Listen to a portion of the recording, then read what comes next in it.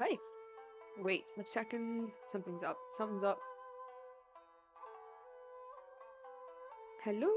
Ah, there we go. I'm just gonna straight up start the stream. Just immediately, just like get to some commissions. Wait for people to come. See what's up. So yeah, I'm just gonna plop in. Okay, that's a little too loud. So all of my commissions are in Mondstadt for no other reason than easy. They're just easy, and I'm lazy. Well, I don't know. No, the teleporter. You dummy. You dummy.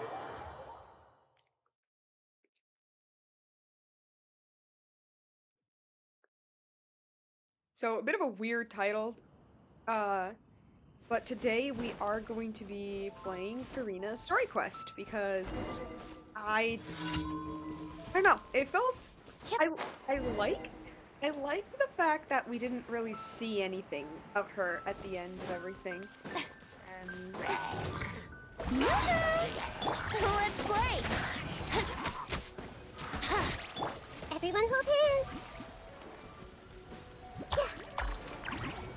hello.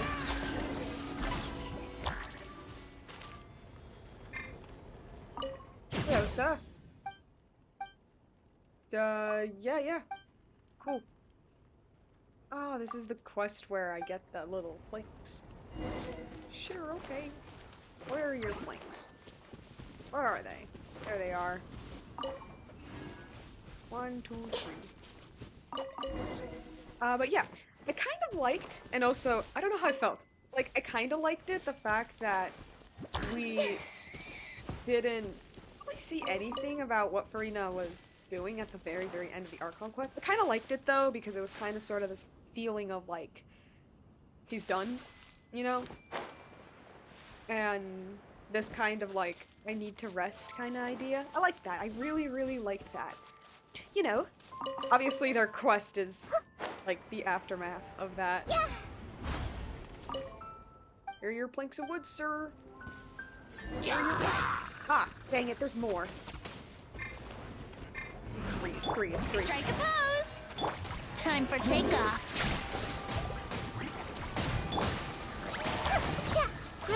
Grow! Now see, maybe that was too much. Maybe that was just a little too much. Let me heal my children.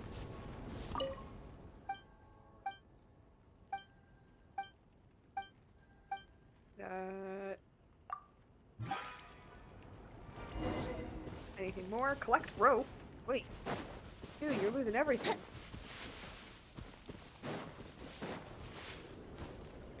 Grim the Fell Dragon says, I honestly feel like they forgot about her. Like, I actually kind of liked the fact that we didn't... Like, I like that. I like the fact that she just kind of disappeared at the very end, because it was kind of this feeling of, like, she wanted to distance herself as much as possible from all that was going on. Or at least that was the interpretation that I got. And I like that. And I also knew, like, you know, because of her story quest, it's not like she's gone. It's not like she completely disappeared. It's just like, for that story, she's done. And that's how I interpreted it. Although I totally understand why her disappearing felt very weird. Especially since she was such an important character then. Yeah, Willow here. No.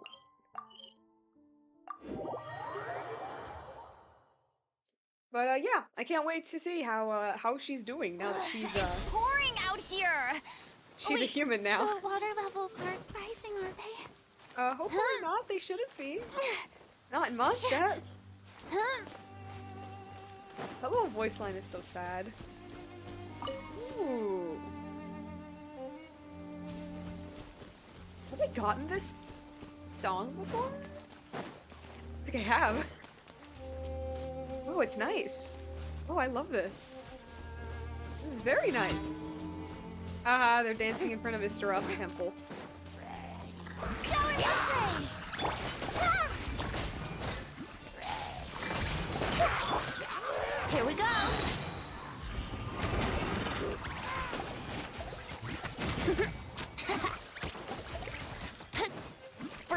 yourself. Yeah. I see everything. Two. I don't have. Wait, no, I have Bennett. I have Bennett. I have Bennett. Let's play. Hey, yo, he's dead. Goodbye. Goodbye.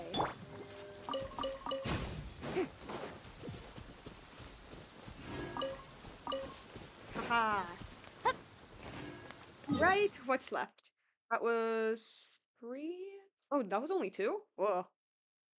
Alright, I guess I'll go with this one.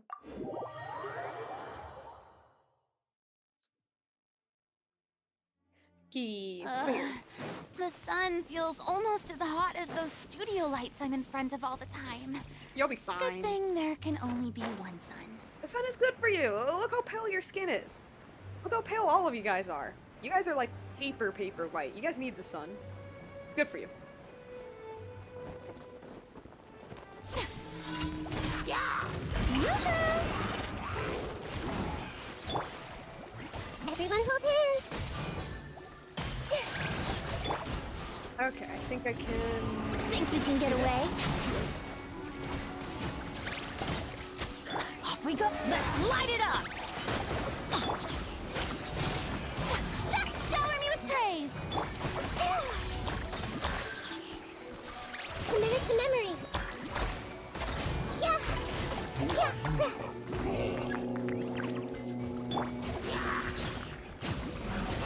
Shoot.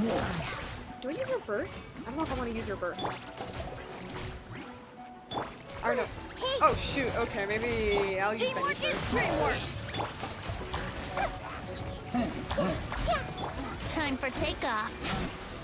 They're all dying! We're good, we're good! Ah, there's one more.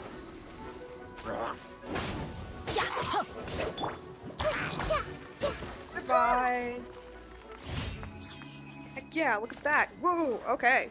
Grimmie the Fell Dragon says, one of her death voice lines is just depressing. Oh, yeah. Is it the one where she says, am I finally free? Or am I free? That line makes me so sad. That line makes me so sad. Every time... Trix the Ghostwalker says, every time it rains heavily, Furina probably almost has a panic attack out of fear it's gonna flood. That is... Honestly, Furina's one of the most, like, tragic Genshin characters, honestly. Where it's like... I think, like, her thing is basically, like... To put it simply, it's, like, crippling anxiety. That, like, any little thing will, like, ruin everything. It's kind of relatable, too. Ugh. Alright, Dragon Spine, and then we can do her thing.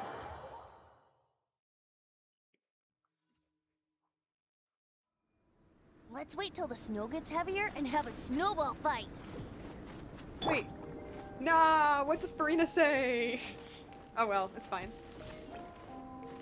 It's fine. Venti's line is adorable. I go this way.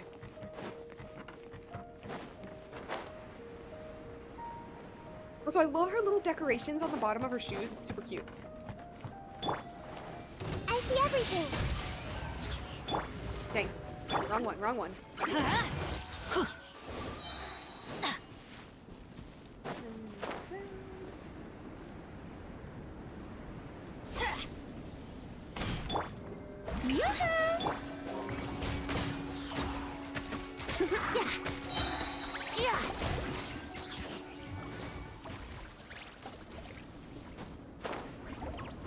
Yeah, I've been trying to optimize my characters recently as well.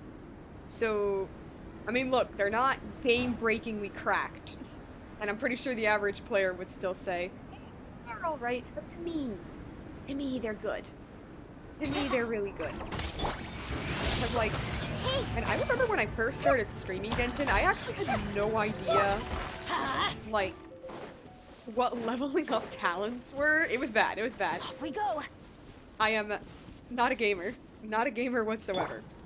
If you ever, like, look at my channel and go, I see everything. man, is Genshin like the only Brace thing you yourself. play? Yeah.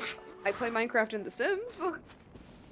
But honestly, like, low-key, yeah, it is kind of the only game I play aside from, like, Minecraft and The Sims. I used to play TF2 when I was younger, but I kind of got like bored of it after a while.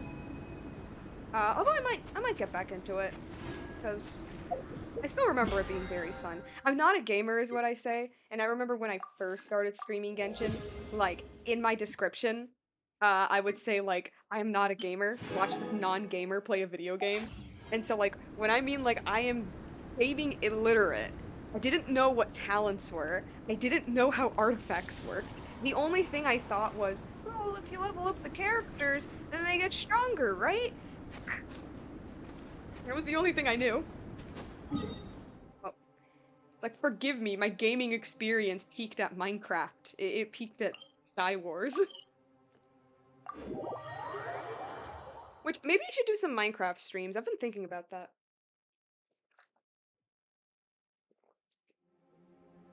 Alright, time to get my goods. I agree with the Fell Dragon says, so an intense fear of Murphy's Law.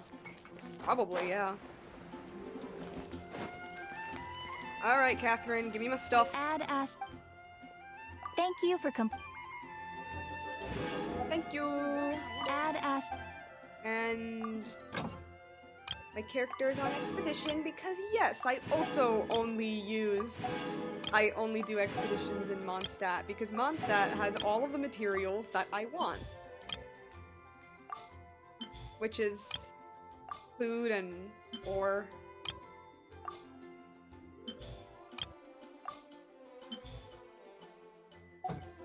Alright.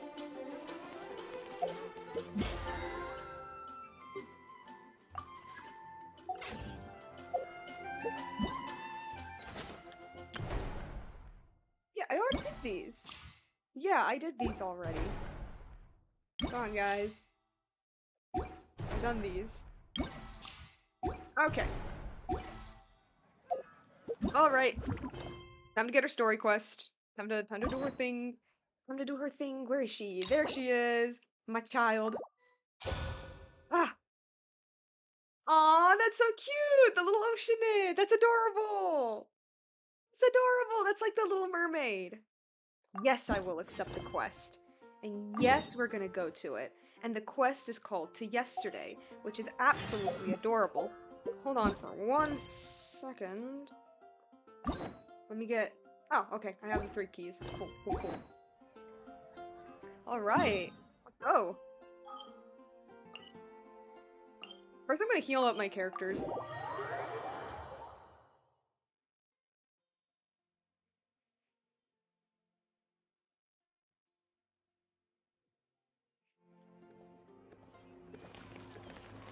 Where's the statue? There it is.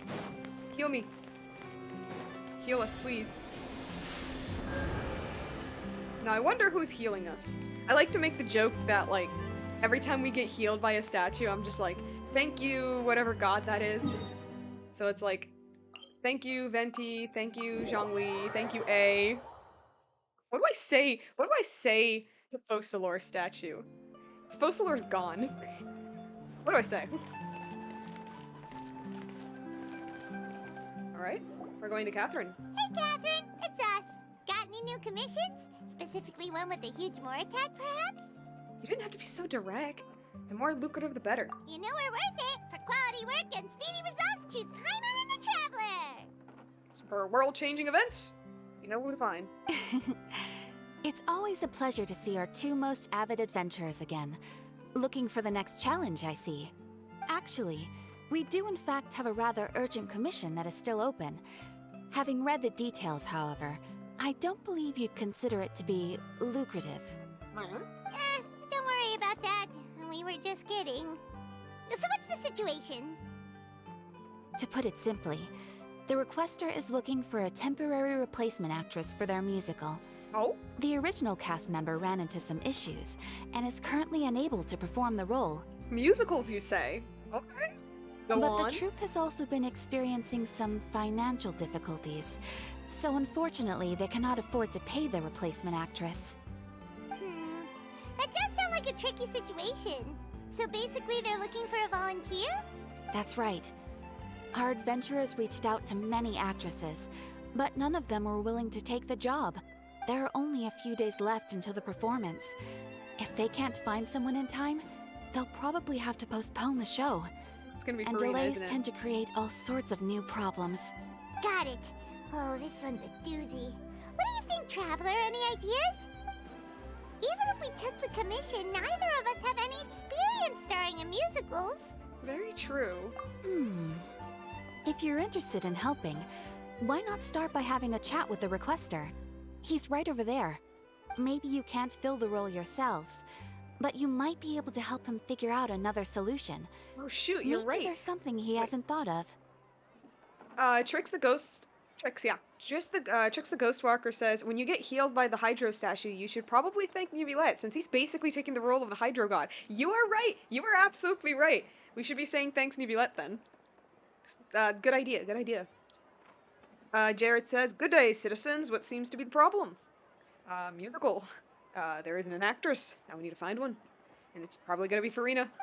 Oh, it's that guy, huh? No wonder, he looks like he just ate a sour lemon. Got it. We'll go talk to him. Paimon approves! Let's go! Dude, look this outfit that this NPC is wearing. Look at that. He's in like full freaking Spanish general outfit. Oh, I love it. I love it. It's beautiful. I was gonna say musketeer. Musketeer outfits are a little different. It's very Spanish. I love it. That's so cool. Dude, I love it when Genshin gives NPCs just like some drippy clothing, because like it's a joke in the fandom that like the only people who get visions are the people with drip. Look at these. Dress up your NPCs a little bit more like this, please.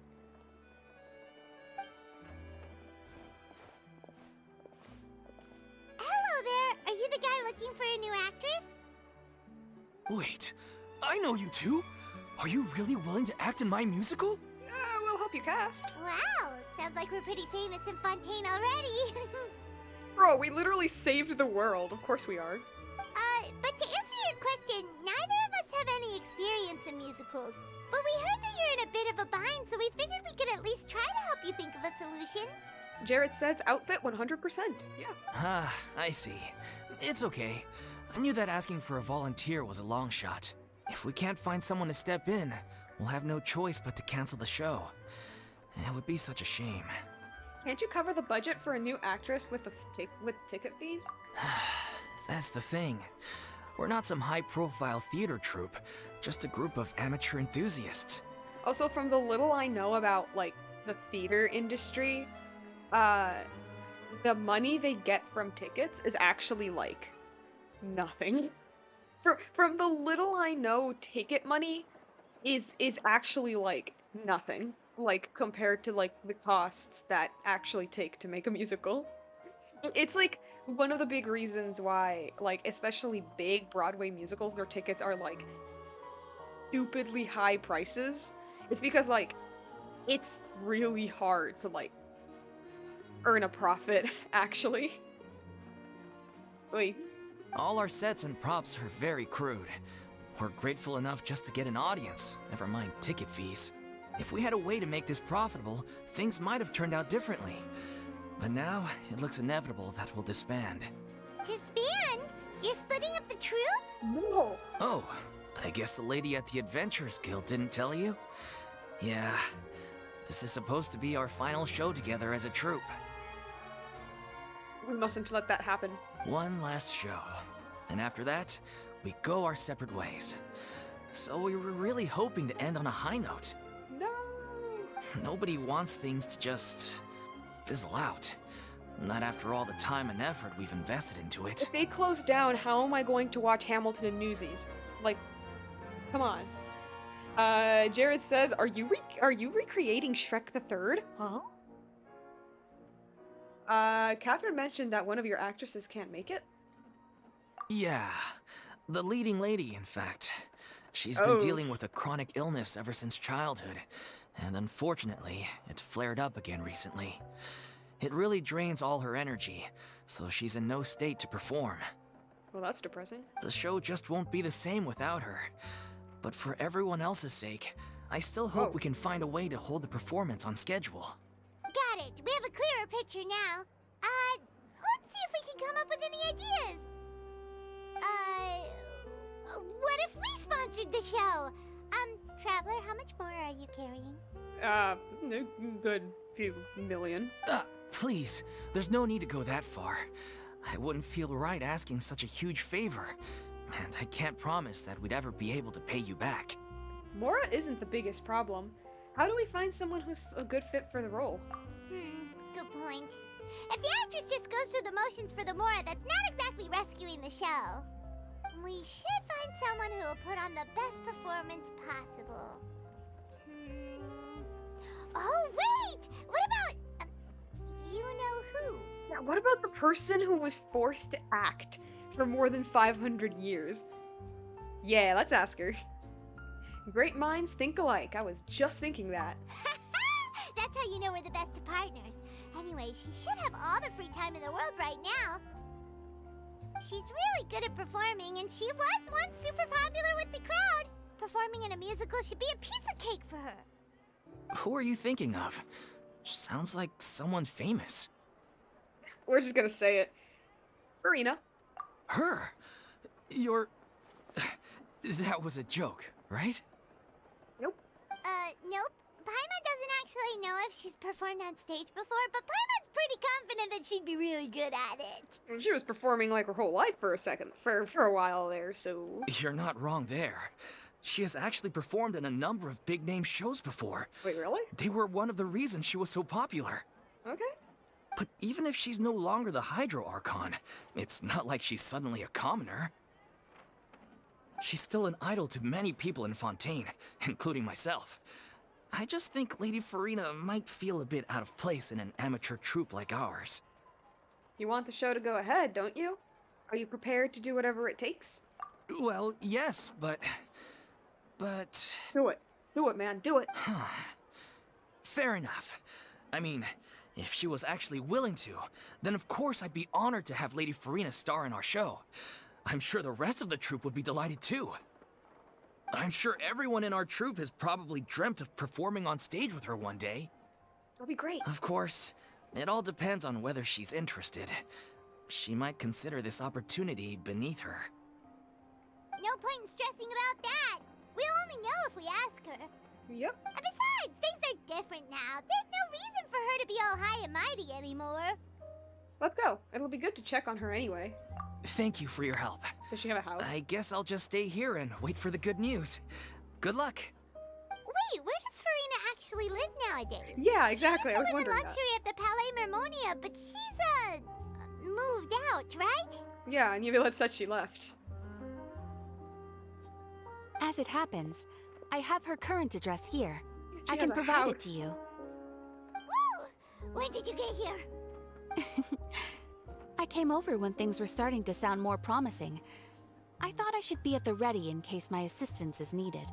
Thank you, It is Catherine. my duty to support commissioners in any way I can. Thank you, ma'am. Thank you so much. Agreement of Fell Dragon says, just casually doxing Furina. Yeah, just doxing her casually. Well, now that we've got the address, we'll go find Furina. Back in a jiffy. Dude, if we could actually go to her house, I'm marking it. I'm marking her house. The little oceanette is so cute, though. Alright, where does she live? Show me.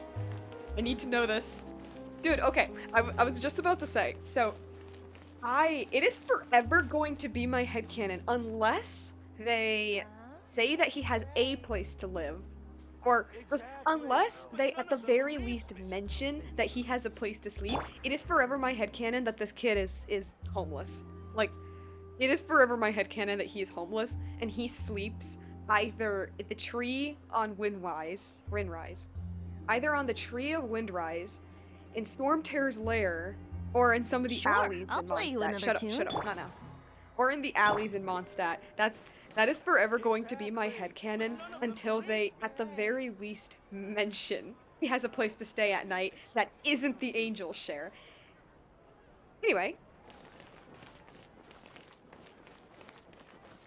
I just wanted to mention that because it's like a little thought that I have. Because, like, all of the other Archons, like, we don't know where Zhongli lives, per se. No, we don't. But, like, I think we do know that he has a house somewhere. And then all of the other gods literally live in, like, basically palaces. And so this is her place. This is a very, very nice house, girl. What the heck? Damn. Uvulette gave you a nice Did place. Catherine really give us the right address? She lives here? Not that there's anything wrong with this place. It's just, a bit of a step down from the Palais Marmonia. Paimon, shut up! I literally... I was expecting, like a cute little, like, you know, little house, like, on the side of the street. I wasn't expecting, like, this place. Dude. You know, it's common courtesy to make sure the homeowner isn't in earshot when you're denigrating their abode. Furina! And she cut her hair, probably. I don't know. She has the short hair, and she's wearing the dark outfit. Yo! Okay, when did popping out of thin air become all the rage? First Catherine and now you? I was just out on a shopping trip. I ran out of macaroni, so I went to grab a few more bags. No spoilers. Don't tell me anything. I used to have a much wider range of choices when it came to food. But now I'm finding that simple, traditional home cooking can be quite delicious too. Don't you get sick of macaroni every day? Also, that's gonna be really bad for your health. Not at all. You're gonna get As sick of long it. as you have different kinds of sauces in, you can have macaroni and tomato sauce one week, macaroni and bolognese the next. Nah, girl, you're gonna get sick of it. You're gonna get really sick of it, and then you're gonna, like, stop eating macaroni for, like, the next, like, 5 years, and then you're, like, slowly have to integrate yourself back into it. Totally didn't happen to me because when I was a kid... Okay, little mini story about me. When I was younger, I loved macaroni and cheese. Like you wouldn't believe it. And I would eat it, and I would eat, like, bowls of it all the time. And then one day, I just stopped. Because, like, I literally I couldn't, like, stomach macaroni anymore. Like, it just became gross to me.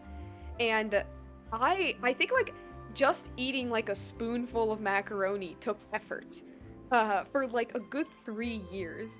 Because I ate so much of it when I was a kid that, like, my body started to reject it. And it isn't until, like, I think, like, last year or the year before that, when, like, I finally started, like, eating mac and cheese again. Not on a regular basis. I don't think I can do that yet. Anymore. I don't know. But, like, I can eat a plate of mac and cheese now. Like, I can eat it fine, but it took me a while to get back to that. Oh, sounds like you're really struggling to cope. Is it because you have to do all your own cooking now? How rude! Questioning my cooking skills. The audacity! It's not like I have a very eventful life these days. Actually, I barely leave the house. Damn. So I don't see how it's unusual that my meals are a little simpler now too. Man, don't say it like that. That's sad. That's sad. She eats mac and cheese and she never leaves the house. Don't say that. Besides, I'm sure I could master dishes like la lettre focilor or blubber profiteroles in no time, if I felt so inclined. Just buy some cookbooks, man. Ah, there it is. You don't know how to cook. Not yet, maybe, but... Anyway, what are you even doing here? I do hope you didn't come here just to ogle at my fall from grace. No, we're checking up on you. We're like, hey, dude, you doing all right? You doing okay? Let me first be clear that I'm not taking guests at this time. So if you're just here to clown around, then please be on your way. Shoot! Sorry! We're sorry! Please don't be mad! Paimon was just showing concern for your well-being. Yeah, exactly! Like, girl, we saw what you went through. The traveler said! Paimon wasn't trying to make fun of you. We saw what you went through. Hang on a sec, Come on. you weren't exactly holding back either. That's not important. We actually came here to ask for your help. My help? Well, Maybe you're forgetting that I'm no longer the mighty Hydro Archon. I don't even have a vision, you know. Don't worry, it's nothing that serious. It's just very specific, and you're the one with the power to help. If not you, then no one. You're the only person for the job. Oh? Well, if that's the case, then fine. I'll spare you the lecture about your attitude just now. So tell me, what specifically makes this matter so specific? You tell Furina about the troop's plan for his final performance. I see. I knew you couldn't have come all this way just to amuse yourselves at my expense. After all, I was once the brightest star in all of Fontaine, well versed in all the various performing arts. A mere musical is well within my capabilities. But given the present circumstances, I'm afraid I must regretfully decline your casting request. How come? It sounds like this would be a breeze for you. True, but I have made a decision to retire from the stage. Oh no, and that is fair. That is like 100% fair for her. Although I am no longer required to play the role of the Hydro Archon, the time I spent inhabiting that character has left an indelible mark on me. Oh man, I was thinking that. I was literally thinking that. Because, like, this whole scene, she's still. I mean, she's not acting, like, as much as she used to. But she still has that Fosalore kind of thingy about her. And then there's a part of me that's like, girl, I know how you're actually like. You cry yourself to sleep at night. And I'm like, girl, you're free. You're free. You don't have to act like that anymore. And then my mind went, well, you know, when you act, when you pretend to be a character for that long, that it's like there's not much you left anymore. You're just kind of like, after you play a character for so long, you kind of are that character. And so like, what even is you? You know? Fix the Ghostwalker says, yes, it's very traditional to have macaroni with tomatoes. Also, it's absolutely my headcanon that Furina eats the most normal foods when she's not eating desserts. Or macaroni with various sausages. Her life was a stage for 500 years. That must be traumatizing. Oh, that's hella traumatizing. That's why, like, her not wanting to go back on stage is, like, the most fair thing ever. And, like, my little thought, I didn't say it throughout the scene, but like my little thought was like, maybe she, you know, because she's been playing like the arrogant brat for so long, it's just kind of like imprinted in her. And look at that, she straight up said it. I say that as if I'm happy. That's depressing. Centuries of pretending to be a different person changes you completely. I'm not the same person I once was. Oof. Of course, that can't be undone now. It's too late, and I have no intention of reinventing myself all over again. Fair, I guess. But at least I can say that I no longer desire to play any new roles. That completely makes sense. So that's how you really feel. Paimon can understand, but this is just a one-off part to fill in for someone who's sick. Surely that's okay. Whether it's a one-off or not, it's a boundary that I've committed to no longer cross. If I make an exception to the rule now, I'm just leaving a back door for myself, which would be the same as not having a boundary in the first place. Fair enough, I guess. So I'm not going to perform, and that is that. Okay, guess there's no convincing you. Well, is there anything else we can do to help out the troupe? Otherwise, they'll just have to disband without any fanfare. Do you know any other actors who might be interested in the role? Nope. Short and to the point, okay. She barely even leaves the house. I highly doubt she knows anything. I've Like anybody. never been great at maintaining relationships. Besides, anyone I've ever worked with probably couldn't wait to get rid of me. Don't say that. Don't say that. Since I'm just an ordinary person now, they'll probably just laugh in my face if I go asking them for help. Shouldn't assume the worst of people. What's wrong with making one exception? Look, I'm sorry, okay? I'm sorry I drew a line in the sand without thinking about every possible grain on the other side.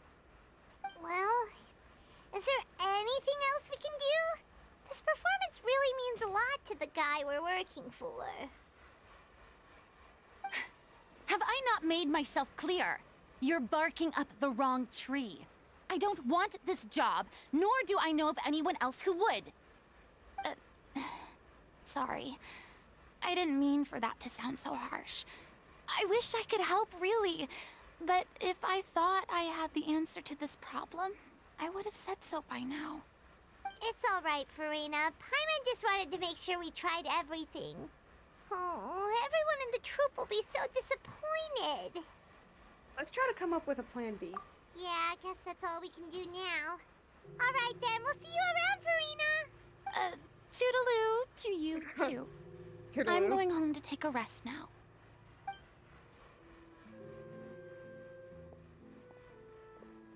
Well, that was depressing. That made me sad. But, like, you know, like, you can't blame her at all for not wanting to act ever again.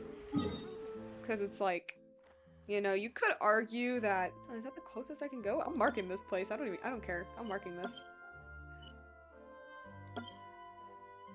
I'll go with this one. There we go. It's like, wow, this is like a step down from Palais Memornia. It's like, come on, Paimon, look at this house. This is nice looking house. What the heck, man? Like, okay, is it like big? No, but it's very nice looking. And it's like bigger than like the average Genshin house. Like, come on, come on. It's perfectly fine. Also, you live close to a blacksmith, which is pretty cool.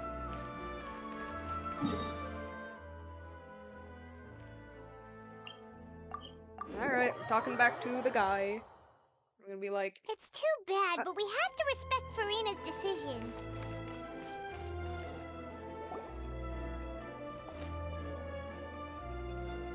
Huh? What's going on? Are they arguing? That's besides the point. I'll ask you again. Why did you start looking for a replacement without my consent? Ooh. When did I tell you I'm going to take a step back? You didn't need to say it. We've known each other for how long now? We know the signs. But you never tell us about your illness, even when it's clearly flaring up. And that gives you the right to make a decision on my behalf? Shortly after you left, the troop's lead actress came to the Adventurers Guild. She believes that she's healthy enough to perform. Excuse me, but can you both take a moment to discuss something else for now?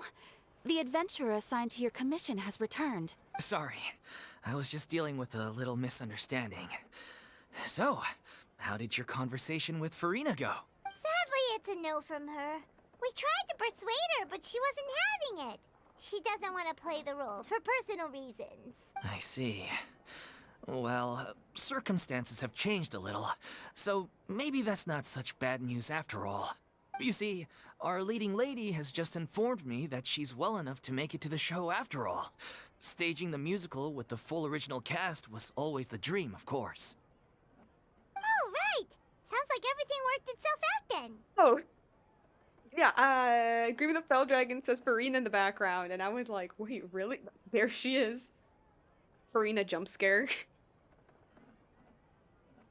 Imagine if we had managed to convince Furina to join, only for her to find out she's no longer needed. You don't... I know you know she's not here. Or I know you think she's not here, but you don't just say that, oh my god. Yeah, she'd be livid. We'd get the scolding of a lifetime. Jeez, is Lady Furina really so harsh with people? Only joking, calm down. So, guess we can consider this case closed now, huh? Despite the fact that we failed to complete the commission, We were still racking our brains for ideas on the way back here. Look, there's no point arguing with you about this anymore. You've made yourself very clear, so I'll stop looking for a replacement. This is the last chance we have, though. If your illness flares up again, there won't be time to find anyone to replace you. So, are you absolutely sure you'll be able to handle it? The whole team is putting everything they have into this final performance. We have to make sure it goes ahead. Yes, I'm completely confident. I've been taking a new medication from the doctor, and it's working brilliantly. I'll definitely be able to tough it out until the performance day. I share everyone's desire to commemorate all our years as a troupe with a proper farewell show. So the last thing I want is to be left out. Every one of us thinks of this troupe as their home, myself included. You're right. I'm sorry. I let myself get too worried about the show. I should have asked for your permission first. All's well that ends well. Sounds like the show will go on. Paimon, wait here a second. We Sure. noticed.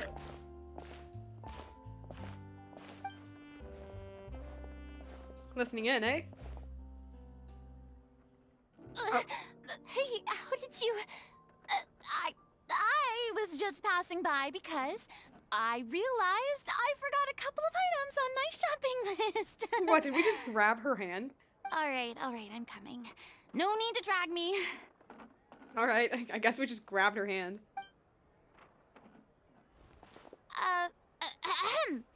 Hello, one and all. I couldn't help but overhear your conversation just now. Furina? Didn't you say you were gonna take a rest at home? What are you doing here? I was just ever so slightly concerned about the situation you mentioned. Yes, a teensy bit concerned, that's all. Just a tad bit, just a little bit. When you came to talk with me earlier, I jumped right to explaining my position and said some strongly worded things. And all before I even had a full grasp of the situation. Anyway, I just feel a bit bad about how it went down. I'm sorry, Paimon. Oh, it's totally fine. Paimon didn't take any of that personally. Then why didn't you just show yourself? You really have a knack for asking the most uncomfortable questions, don't you? I felt We very gotta get the character sheepish, development out. having had a change of heart after flatly refusing you. And then, to make matters worse, you caught me. It's like, we gotta get the character development out, that's why. But in any case, it sounds like the issue has already been resolved. Yeah. When they said they were gonna ask for your help, I almost had a heart attack. I mean, how could we be worthy of having Lady Furina star in our show? There's no need to think like that. And no need to keep addressing me as lady. Just Furina is fine. I was wondering, if this troupe is so important to all of you, why does it have to disband? If the difficulties are purely financial, then there must be a solution. You could put the shows on pause while you look for a sponsor, for instance. Everyone seems so devoted to the troupe. I'm sure if you keep chipping away, you'll find a way through. We all want to believe that, but some things are just beyond our control. Everything's been going downhill ever since we lost our director. She was the heart and soul of our troupe. She kept us going. Her name was O'Reilly, and she was the founder as well as the artistic director of our troupe. And tragically, she Oh, was a victim in the serial disappearances case. damn. What? That's actually how I recognized these two. It was all thanks to their efforts that the true culprit was brought to justice. Everything is connected. But I still, love that. no sentence can bring our director back to us. She was a loyal fan of your performances, Miss Furina. They were what first inspired her to get into musical theater. Heck yeah. She rallied many people around her who were destitute or had lost their sense of purpose in life, and convinced them to join her troupe. She wrote her own scripts, acted on stage, and mentored each and every one of us. People loved our performances back then. We seemed to be going from strength to strength. Things were really looking up for us. And then disaster struck. Yeah. After that, the entire troupe fell into disarray. None of us know anything about script writing, let alone how to handle the business side of things. We've been Get a doing the writer. best we can. But despite our efforts, things are slowly but surely falling apart. See, get in contact with another musical theater group. Try that. It's agonizing. But ultimately, we'd rather end things now on our own terms than stick it out to the bitter end and watch all our dreams turn to dust. Oh. That's so sad. What a terrible waste. A gifted artist from humble beginnings who achieved so much and no doubt had much more to give. And then her life was so cruelly taken. I suppose it's fair to say then that this final show, besides being your farewell to the stage, is also your final gift for her? Yes, exactly. We all miss her terribly. Well, good thing I followed the traveler here. After hearing this tragic tale, I can no longer stand by and do nothing. So great. How dare you guys guilt trip me? Fine then, I'll do it. I'll Furina. help. I know what you're thinking, but I by no means plan to cross the boundary I've set for myself. Besides, they're no longer looking for a replacement anyway. Let me guess. Last minute, the girl's like, the girl's gonna get sick again. Last minute, and Furina has no choice but to act. I can, however, provide some artistic guidance from the vantage point of a highly experienced audience member. But only if you feel this is something that would help, of course. Oh, most definitely. We'll take any guidance that you can give. We unfortunately don't have any budget for a consultant, though. Will that be a problem? Nah, dude, it's fine. I don't need any compensation. All I'd ask in return, if you're willing, is that you tell me some more about the life and work of your late director. Something I've begun to realize since my departure from the Opera Epiclese is that there's a lot you don't see when you observe everything from on high. The law only judges criminal behavior and does not weigh human emotion. The court's verdict can settle the question of criminal liability, but what about all the unresolved emotions of the parties involved? What happens to them? Verdicts can bring emotional catharsis. They come pouring out and flow away into infinity. An interesting answer. But if you ask me, I think all emotion shall ultimately return home to the heart and slowly settle with the passage of time. Take, par exemple, how this troupe pines for their late director. Things such as this I have never witnessed before, and so I should like to observe, perchance to understand. Like, sorry, even though I'm just a person now. In those 500 years, well, I was at the palace. I was at the opera. I went outside a couple times. That's pretty much it. Huh. Still a fan of your old dramatic monologues then, huh? Shut up. You just want to get back in on the action, don't you? Just let her talk, please. No. This is a completely different situation. Pearls before swine. Ah, the name's not Swine, it's Paimon! Would you be willing to join me? Come on, take a break from adventuring to listen to a story. Since it's you, I'll do it. Especially since it's related to the serial disappearances case. Thank you all so much. Our director was a huge fan of Miss Furina's performances, as of course we all are. I love that we're like, yeah, we'll go. Because it's you. Just because it's you. All right, Just you. follow me. We'll go to our usual practice space. Please excuse the size. It's a little on the smaller side.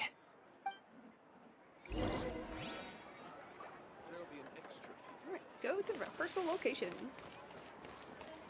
I love that it's like, it's not a purposeful guilt trip, but it's still like made Furina go, damn, now I feel like an ass if I don't help. Now feel bad.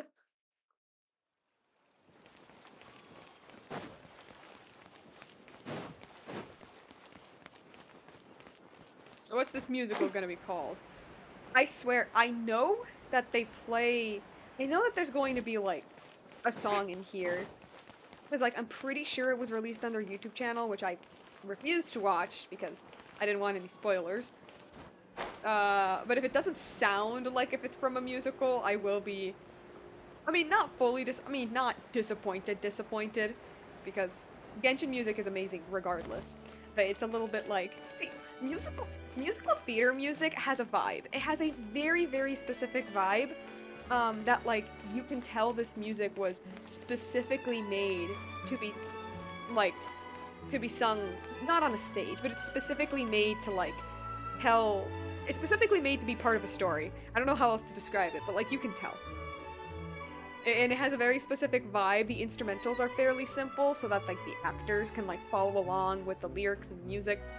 If it doesn't sound like that, then I'll be like, no hate because your music is awesome no matter what you do. But it's a musical, come on. It's a musical. Is it here? Oh, it is here. This is a house?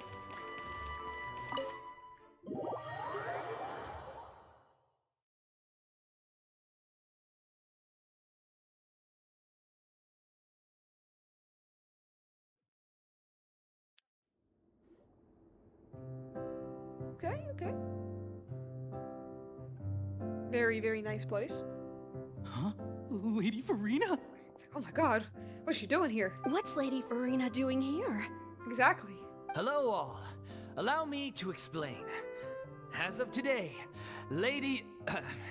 Miss Furina will be supporting our production of The Little Oceanid in the role of artistic consultant. Aw, that's the name of the play! These two over here are Sing the part ones of that your made world. it possible. They kindly reached out to Miss Furina on our behalf. I'm sure they need no introduction. Sing part of your world, please. You bet! That was the trial of the century! You helped bring our director's murderer to justice. We can't thank you enough. Oh, please don't mention it. We're just here to join in on the fun. So, you were saying The Little Oceanid? Yeah, that's the name of our final show. It's an unfinished script left behind by our director. One of our greatest regrets is that she never got to complete it. So, if we can bring it to the stage and make it a successful show, we can all take some solace in that. Wait, but if it's not finished, then... Finding an actress was the least of your problems. Yeah, we've been battling issues on every front, trying to realize this dream. Anyway, let me give you a quick summary of what the story's all about. Alright, let me hear this. The protagonist of the story is a young Oceanid who transforms herself into human form, despite the protests of her family. Alright, very Little Mermaid. She longed to live just like any other human. And sure enough, she found friendship and even love. Everything seemed perfect. Where does the witch come in? But one day, her true identity was exposed, and her world came crashing down around her. So far, so good. A classic tale. What happened after that? That's one of the issues we've been trying to deal with. Oh, that's it. Unfortunately, this was as far as the director got with her script. Oof. We need a proper ending so we can bring this musical to the stage. But people have different opinions on which direction to take it in. Not only that, like, what's gonna be your final song? You can write a whole song, too. You guys are, bad. We still haven't decided between a happy ending or a true-to-life tragedy. By true to life, you mean the director's sudden disappearance? Angst? Yeah, like they say, truth is stranger than fiction. But then there's the question of whether we really want to use the stage to pass our raw pain onto the audience. Exactly. A lot of the time, people come to watch a show just hoping for some light entertainment.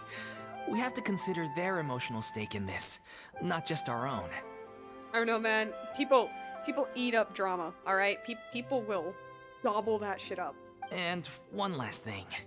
We're still waiting on confirmation from two of our main actors.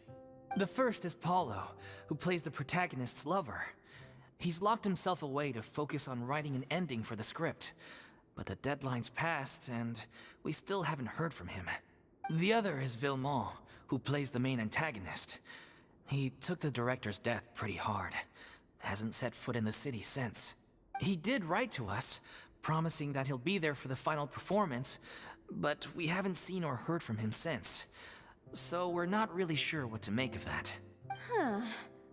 Although, Now that we have Miss Furina helping us, maybe we should take the opportunity to get everyone back together. What opportunity?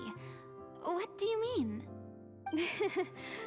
Maybe you're unaware, but your name has always been like a rallying cry for us. Our director was constantly singing your praises. All of us look up to you as a role model. Oh, stop! You're making me all flustered. Although, not in a bad way. I suspect the reason they're dragging their feet is that they have their doubts about whether the show will really go ahead, considering all the issues you've been facing. But one by one, all the obstacles are being removed. Now is the time to rally the troops. Makes sense. Okay, priority number 1, let's check in with Paulo and see where he's at with the ending. He went back to Poisson a few days ago. Said that staying in a friend's home might help him to relax and escape the feeling of isolation. I thought the last thing his friend would want right now would be to take visitors, given that Poisson was flooded not too long ago. But I guess it's the opposite. A friend in need and all that. Yeah, maybe he could use some company. Poisson? Is something wrong? Nothing. I suppose my presence will be indispensable if we are to restore his faith in the show. So, allons-y. To Poisson! Allons-y. Ah, the French is so cute. It's really cute. Let me see the stage. Ah, it's really cute. It's a really cute stage. The little background, it's adorable. It's so cute. I love the music. Oh, there's a bed? There's a bed? That's so cute. This is adorable.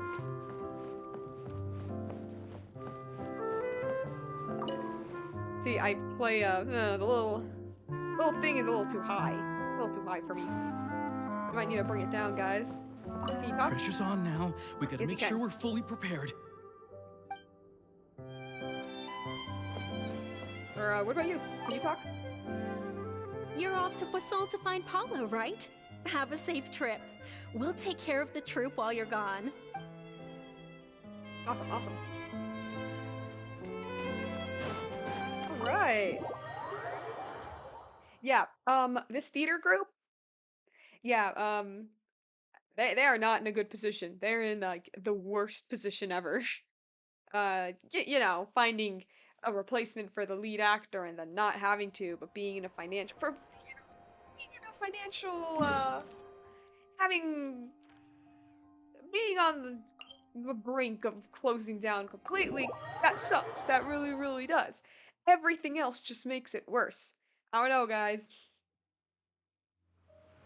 Your, management skills. Whoops. That was by accident. Your management skills aren't exactly the best. Alright, please don't crash. Because apparently Poisson is like the main place where everything just, where my game just goes to die sometimes. But it didn't happen the last time, so hopefully it won't happen now. This is just a story quest, please. It's nothing crazy. We're just gonna talk to a guy.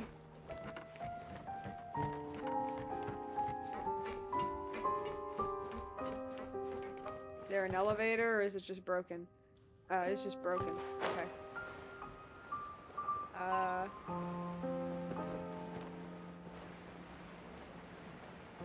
fish. I touched it. I touched the fish.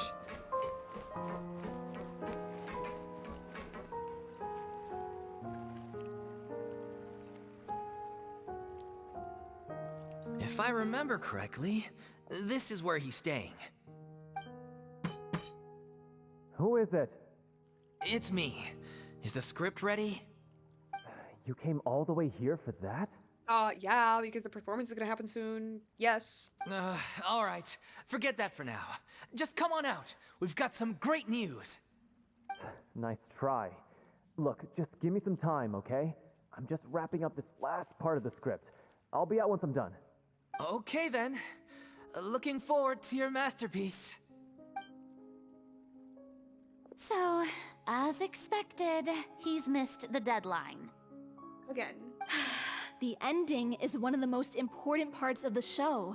Even once he's done, It isn't final until we've all had the chance to read through and make sure we agree on it. Someone told me they'd just Oh, seen you in hello. Poisson. I assumed it was a case of mistaken identity, but sure enough, here you are. And Furina, too.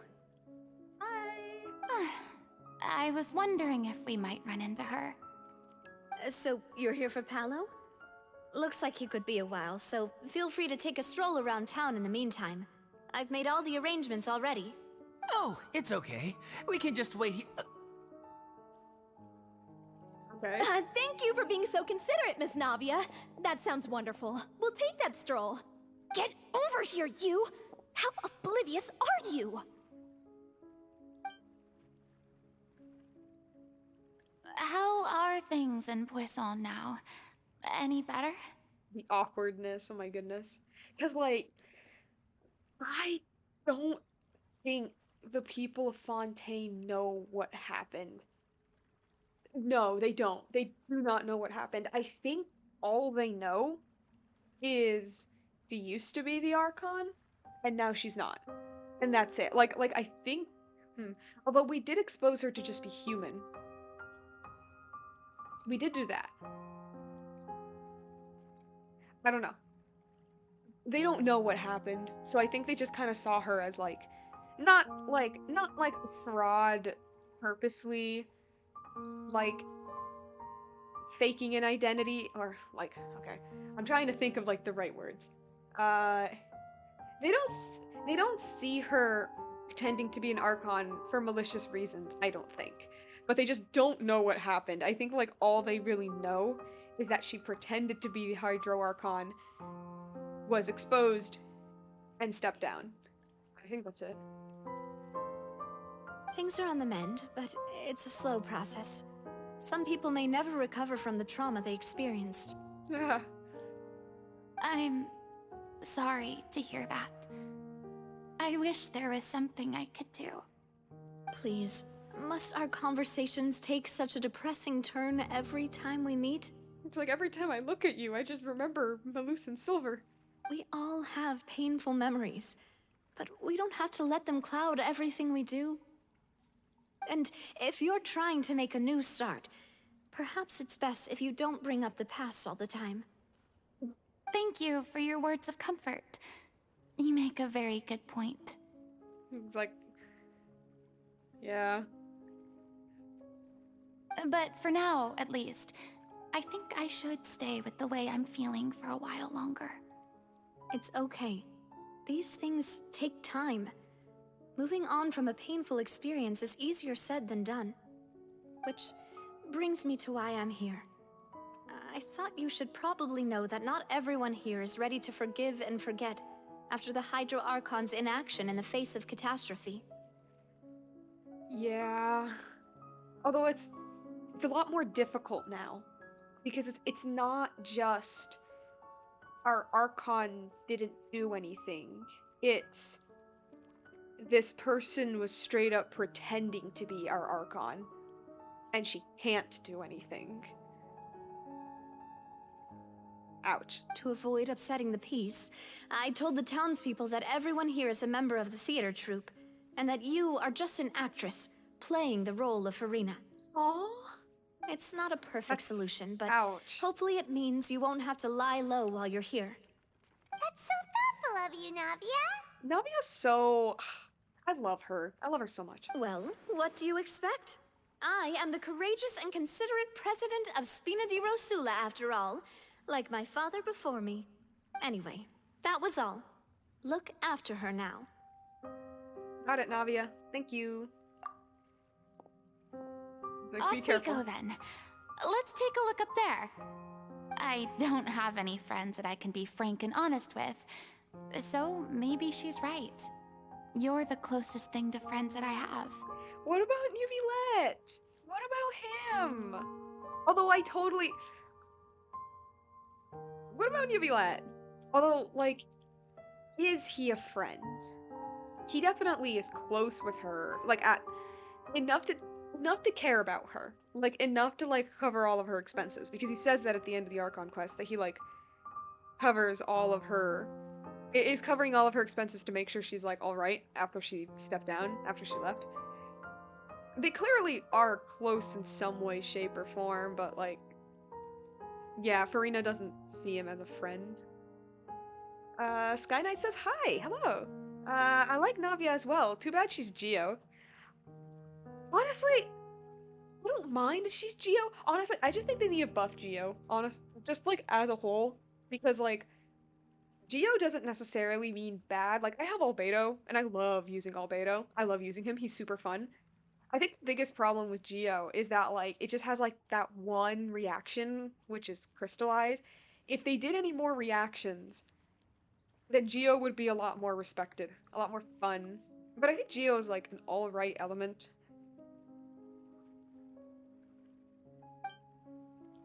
I don't mind that she's Geo, is what I'm saying. Personally, at least.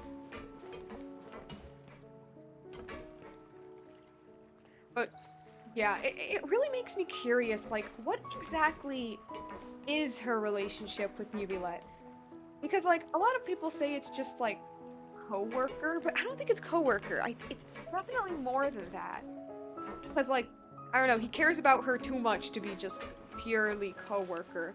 But it's not friend. It's not friend, per se. I mean, I guess it really is just dad. I guess it really is just like granddad. It's a different dog model!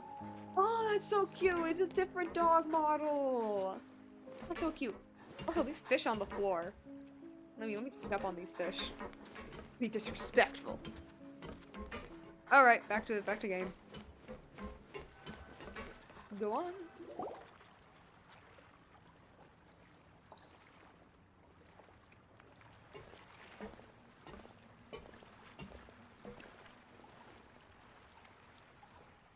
I'm so grateful that Miss Navia was so understanding. To be perfectly honest, I didn't know if I was ready to meet her. It's always easiest to just run away from your problems. But that never fixes anything.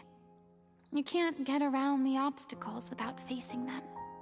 So that's why you were nervous when they brought up Poisson. Yeah. I'd be lying if I said I wasn't scared of coming back here. Still, I felt it was something I had to do.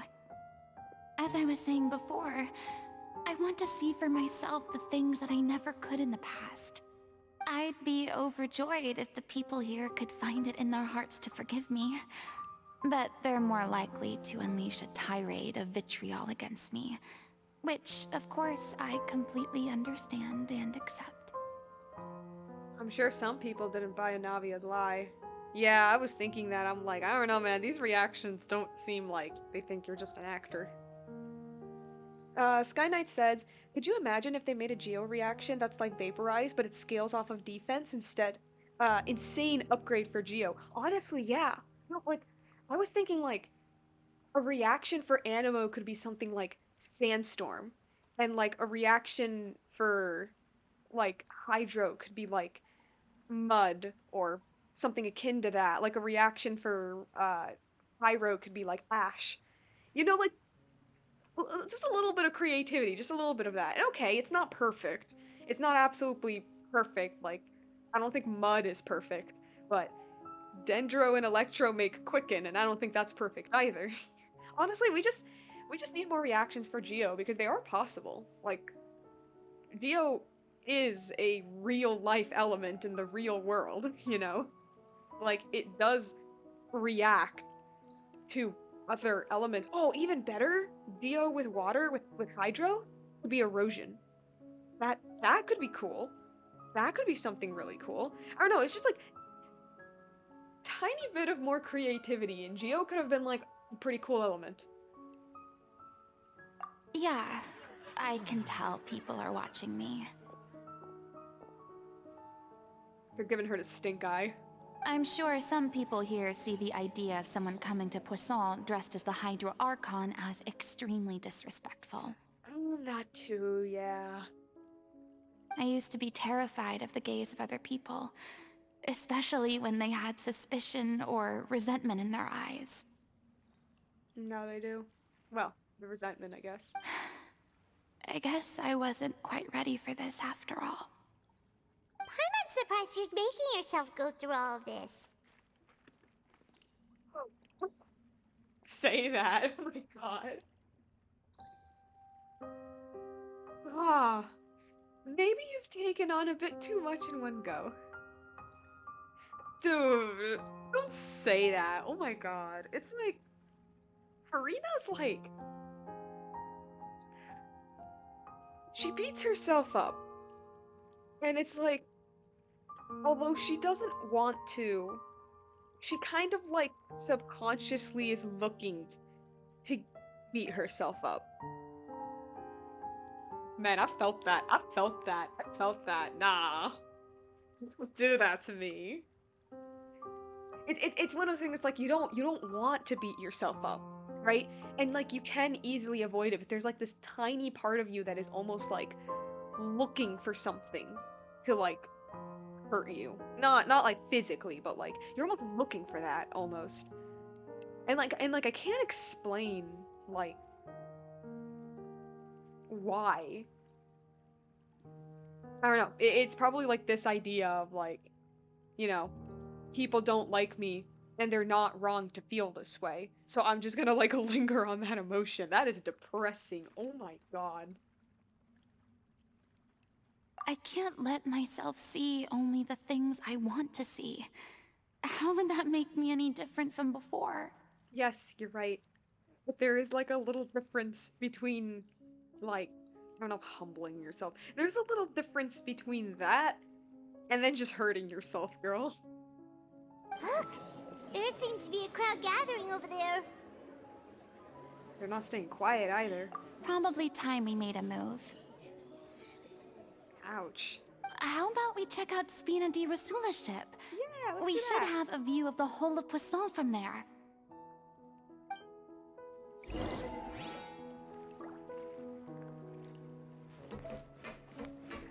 This is what I'm saying, that like, Furina is like probably one of the most relatable characters in the game. And it's ironic because like her story is like so hinged on like Celestia and Archons and Fontaine and the prophecy. Like her story's so hinged on that, but it's so relatable at the same time. Like her story low-key hurts, man. Her story low-key hurts. And I think that's what makes her like such a good character. It's the fact that like her story is like so fantastical, but it's so realistic at the same time. It's like you feel it. It's like you get it. It's insane. It's like realistic in the I don't know. It's cool. It's cool. I love how it's written. I'm sorry. You probably just wanted a relaxing stroll. And here I am dumping all this heavy stuff on you. No, it's okay. It's fine. You can vent. It's okay. We don't mind. It's actually refreshing to see a different side of you. Oh, it's incredible. Great. Well, I appreciate your company, so Aw. please don't disappear just yet.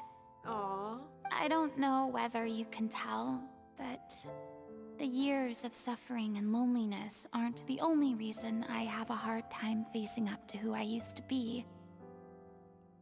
As I stand here by the ship, I can't get the images of the rising water out of my mind. One after another, people were taken by the water. All those treasured lives and memories washed out of existence in an instant.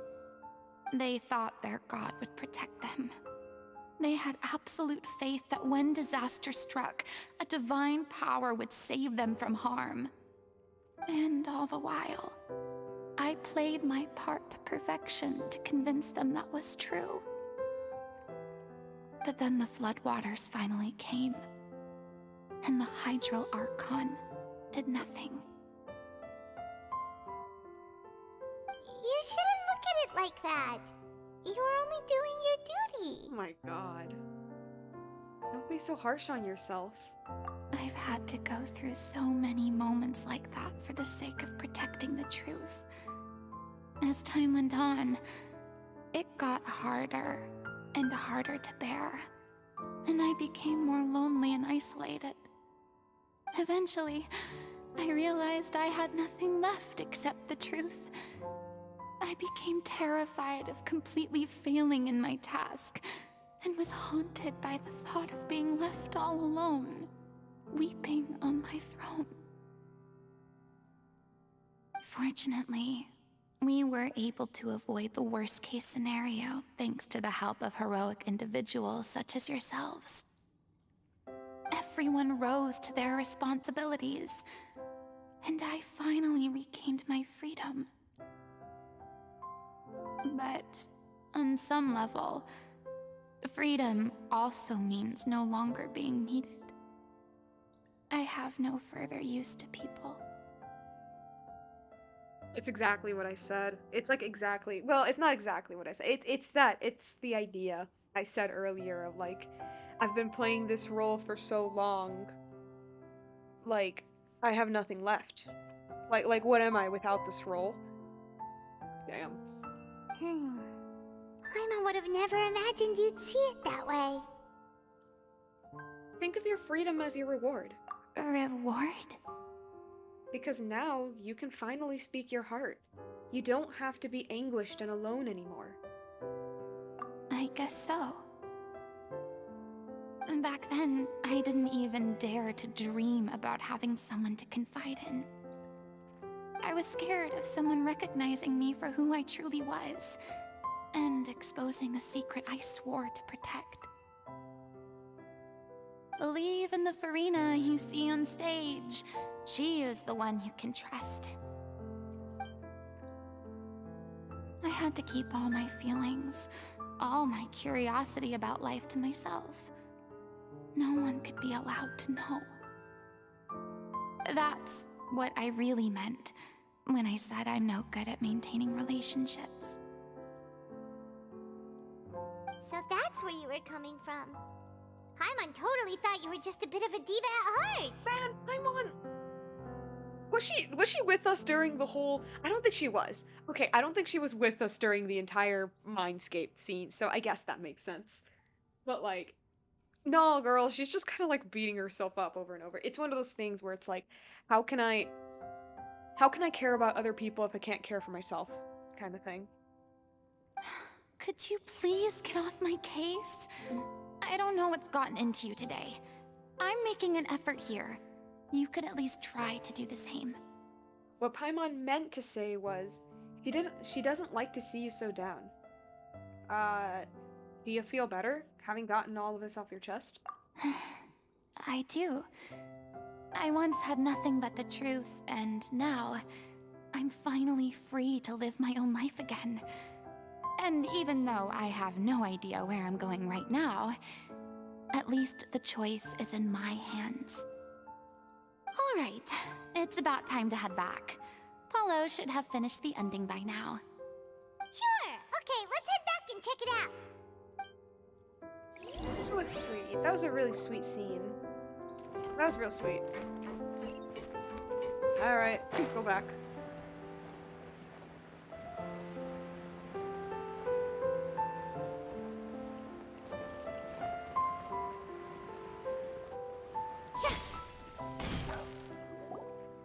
I heard a Didn't you dog. say you needed to watch what you eat?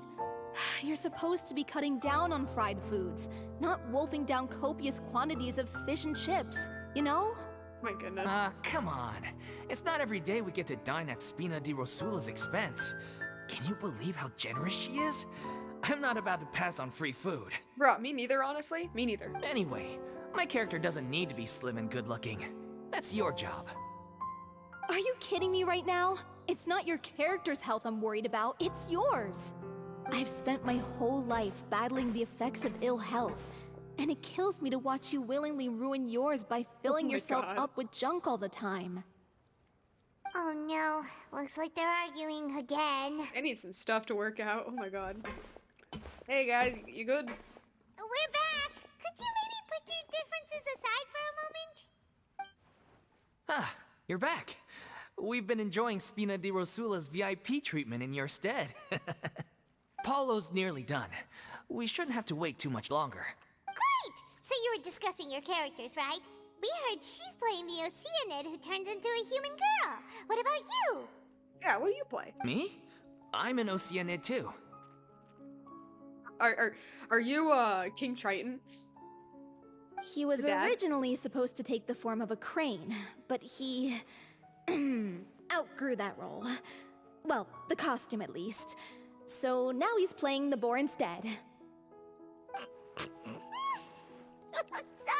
Sorry. Oh, Paimon, that's mean. The boar's not a bad character, actually.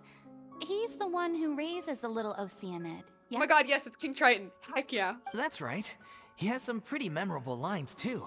Like when he imparts some solemn words of wisdom to the little Oceanid. If you become human, you can reveal your secret to no one. You will face suffering and loneliness. Is this truly what you want? Wait, that sounds kind of familiar. Don't look at her. It's the most important line in the whole script. I think it's a symbolic statement about our director's life and legacy.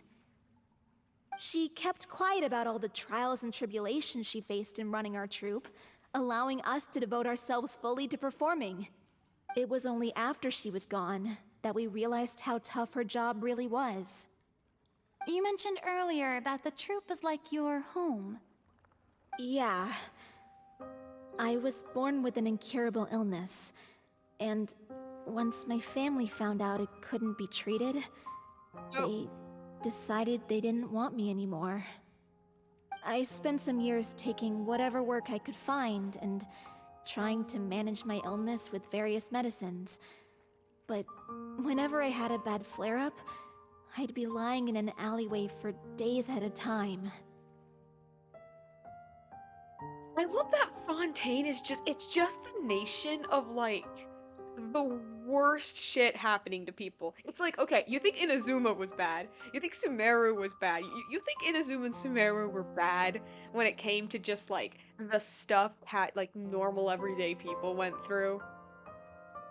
But Fontaine takes the cake. Fontaine takes the cake of just having like the worst life for the NPCs.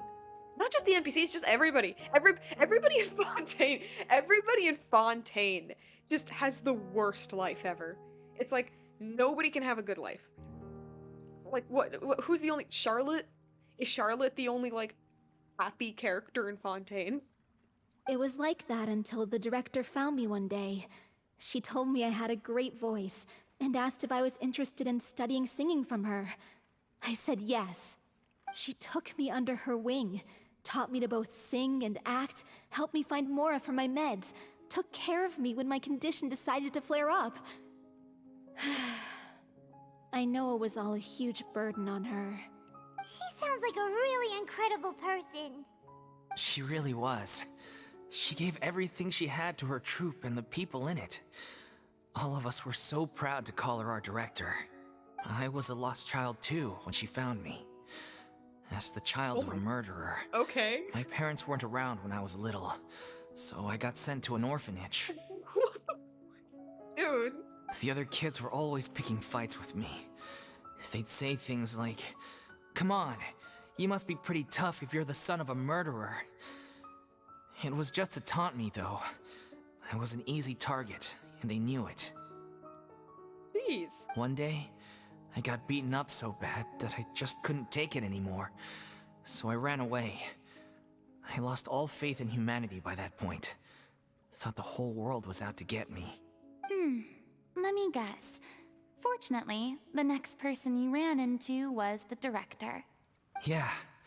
For the first time in my life, I was somewhere I felt safe. And I promised myself I'd stay here until the day the group parted ways. The day you hoped would never come. Oh, hello. How times change. Hello. Yeah, no, just like nobody in Fontaine has a good life. Everybody in Fontaine's life is just fucked. to put it very simply. Not even the not even the NPCs, but like playable characters, all of their lives are just like the worst. I need to read Charlotte's character story. I betcha behind that fun little smile is a depressing story about somebody who has like seen seen some shit. I'm waiting for that. Oh, you're finally done? Get your butt over here. There's someone I need to introduce you to. This is our new artistic consultant, Miss Furina. Furina? The Furina? Oh my god, how did you manage to wrangle that? Oh my archons. Please, the honor is all mine. I was profoundly moved to hear about your troupe and your wonderful director. I just wanted to do something to help. Same here. Even so, this is just... Oh, wow. I'm sorry. I'll try to calm down. Now, where was I? Ah, yes, the script, of course. Let me give you a rundown of how the story unfolds in my version of the script. I'm sure you're already familiar with the beginning of the story. A little Oceanid decides she wants to become a human against the wishes of her family. She finds love and friendship in the bustling city. But then, disaster strikes. Ooh, this is so pretty. Oh my god, this is so pretty. The people start to notice that all the fresh water in the surrounding area is slowly disappearing. Oh. The soil is becoming arid, plants and flowers are withering, and the people begin to panic.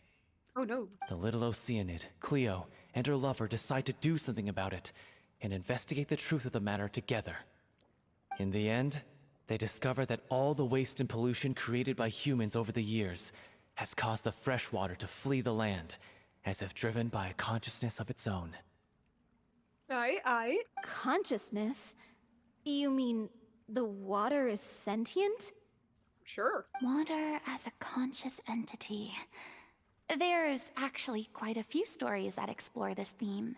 Since the little Oceanid is a water spirit, she immediately understands how the water is feeling. She then tells her lover about her true identity, as well as the truth behind the crisis. Her lover accepts her for who she is, and works with her to find a way to bring the water back. Aww. However, unbeknownst to them, there were some people eavesdropping when she revealed her secret. No. Racism. The little Oceanid is accused of being directly responsible for driving the water away, and faces the greatest dilemma of her life. And then? In the end, she makes the brave decision to sacrifice herself to save her lover, and the rest of humanity.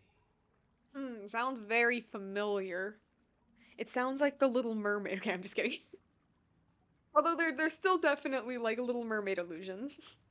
Although I was going to say like the part where she reveals to her lover that she's an Oceanid and the lover like accepts her for who she is, I was gonna say, oh, so like Luca, a movie also clearly inspired by the Little Mermaid.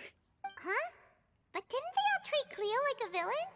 Why would she want to save them after that? Well, she mainly wanted to save her lover, plus everyone who'd stood up for her. Through her love for her human partner, she was able to find an even greater love, one that extended to all of humanity.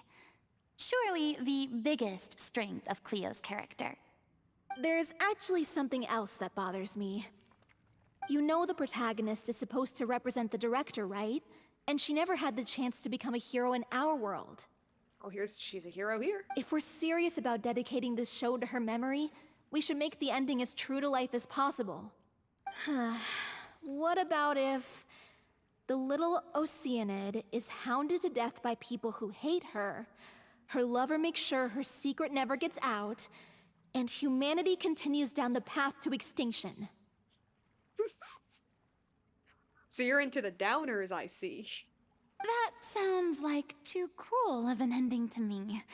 And perhaps a little irresponsible to present to the audience. Just a tad. I mean, like, don't get me wrong, I love me some depressing stories myself. But it gotta make sense. That ending would be a perfect mirror to Director Aureli's death, both arbitrary and meaningless. On the day when she went missing, Director Aureli had instructed us all, somewhat out of the blue, to leave the court of Fontaine and wait for her outside the city. We waited and waited at the rendezvous point, but she never came.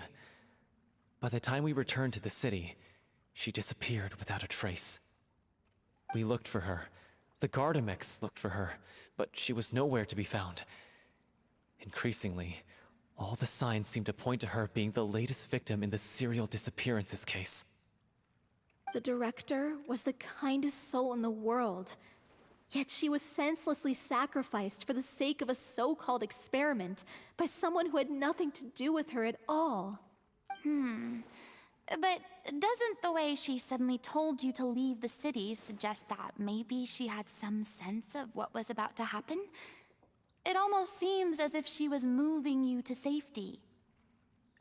I've been trying to follow up on that ever since, but all my efforts so far have turned up nothing. Villemont might know something, but he won't open up to me. No. Villemont? The one who's playing the role of the villain? What does he know? Yeah. He's been overwhelmed by grief. I think the director's death hit him hardest of all. Grief? Guilt, more like. Also, I have a hard time imagining that anyone took it harder than me. Because, well, speaking of the play being true to life, I was deeply, madly in love with Aurelie. What? You kept that one quiet. You're just gonna drop that on us? It's time to be upfront with you all. No more keeping secrets from each other. We'll never be able to agree on the ending if we can't be honest about how we feel. To be fair. Also, she's dead, I guess.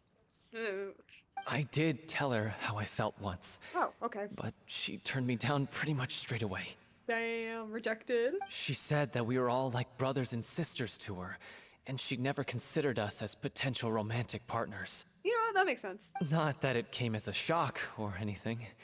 It was what I was expecting to hear. So I told her I'd always be there for the troupe, and I'd always be there for her.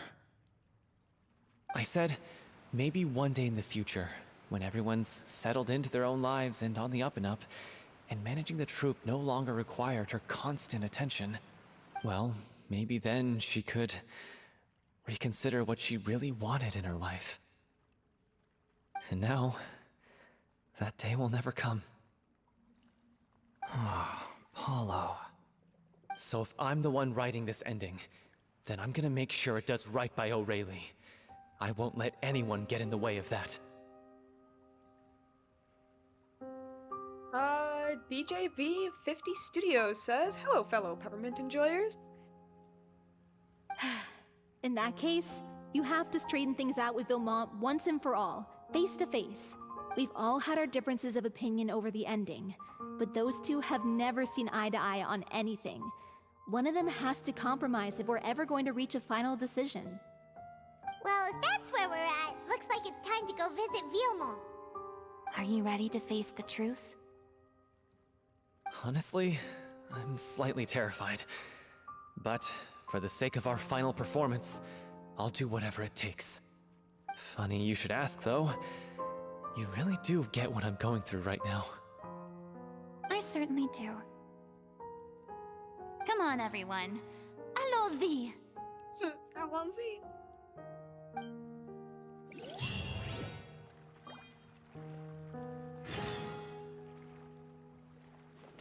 Right, guess we're talking to the other guy. Does he live, oh, it's up here. Alright.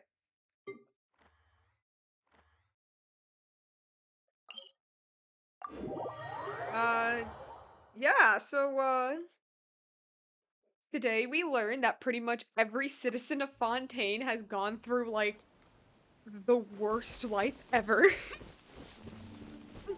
It's like, there is, like, not a single person in Fontaine that has a good life, I swear. I swear. And you know what? I'm fine with that. I like that. No, I actually really like this, like, dark turn. This is tough going. Delphi, are you sure you can manage in your condition? I could ask you the same question. Try to keep up. Damn, you're so mean.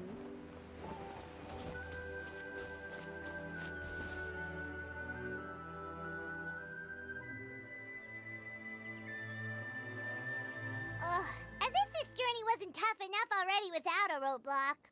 Well, time to fight them. Don't worry. We should all be fine with the traveler here. We don't need to take a detour. I love that. It's like the Traveler can handle it. Wait, why are you all looking at me? You're not seriously expecting me to fight, are you? I've never fought in my life. We're just curious, that's all.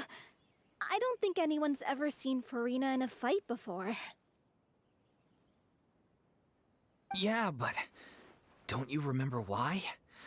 The Hydro Archon willingly gave up all her power so it could be converted into Indemnitium. Miss Furina said so herself. Okay, so how much does the public know about what happened? Now I'm really curious. How much do they know? Because I don't think they know the full story. Oh, you ask, how's the stream? How's the stream so far? How's the stream so far? It's pretty alright. It's going pretty alright. I'm enjoying the story. Story's pretty nice so far. And, yeah. Precisely! And I'm not even the Hydro Archon anymore, so all my power is gone anyway. I think they all know she never had power to begin with. As much as it pains me, unfortunately, I should just stay put. I'm more like a damsel in distress more than anything. That sounded so smug. Ugh, secondhand embarrassment is unbearable. This doesn't require god-level powers. Don't you know any self-defense? Dude, I don't think she does.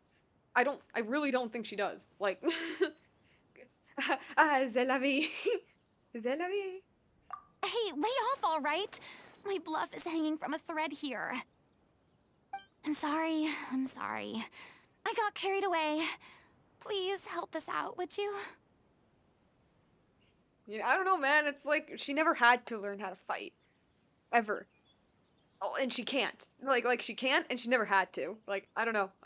This scene's kind of confusing me. Aw, too bad. I was so pumped to feast my eyes on fight mode Furina. Sorry to leave all the heavy lifting to you. That's Don't fine, I'm worry, used piece to it. of cake. It's easy. See, all I gotta do is Let's little that, little that. Darn it. Let's light it up! Oh no, we're fine. Everyone hold hands. Yeah. Wouldn't gliding be faster? Whoa, there are more? Okay, why are there more? Alright. Shower me with... I see that's what we're doing then. Think you can get away? I see everything. Off we go! Yeah! Yeah! Yeah. Yeah.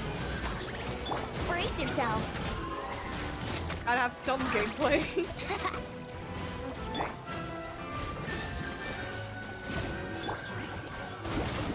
Bravo! Good show! You certainly live up to your reputation.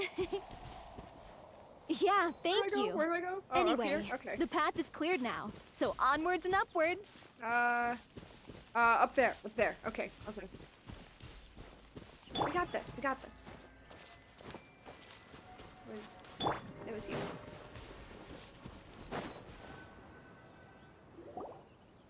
Vilma, are you there? Huh? Oh, it's you guys. Wait, what's Lady Furina doing here?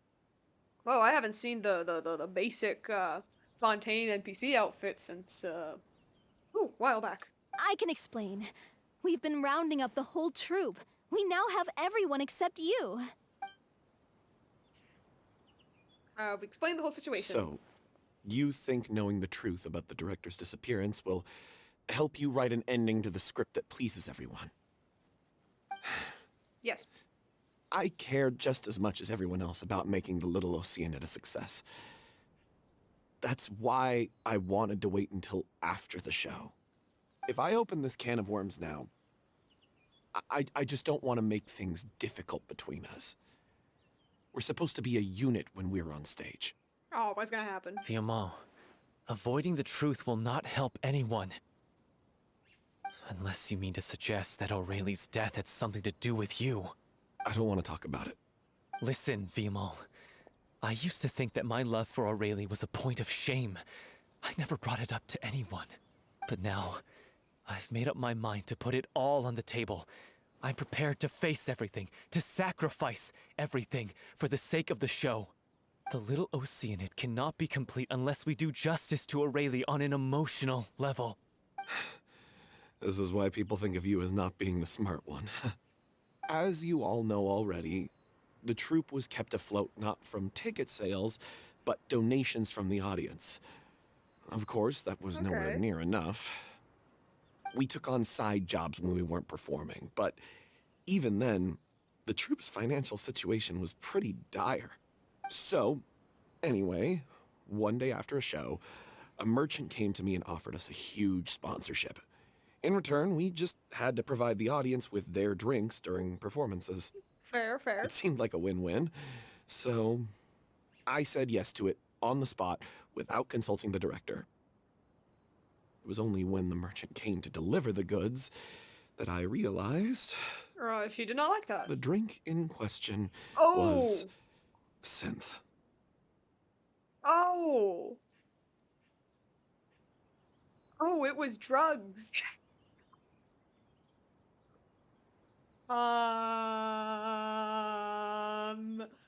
It was drugs. Okay. Man, can't there be a Fontaine story that doesn't involve murder and drugs? There always has to be murder and drugs in Fontaine. Oh my god.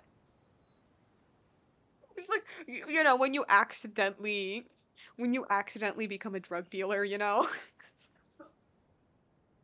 Okay. Yeah. Isn't that the drink paddled by the culprit behind the serial disappearances case? Yep. I remember that it induces a state of euphoria, but it also causes significant harm to the body. Yeah.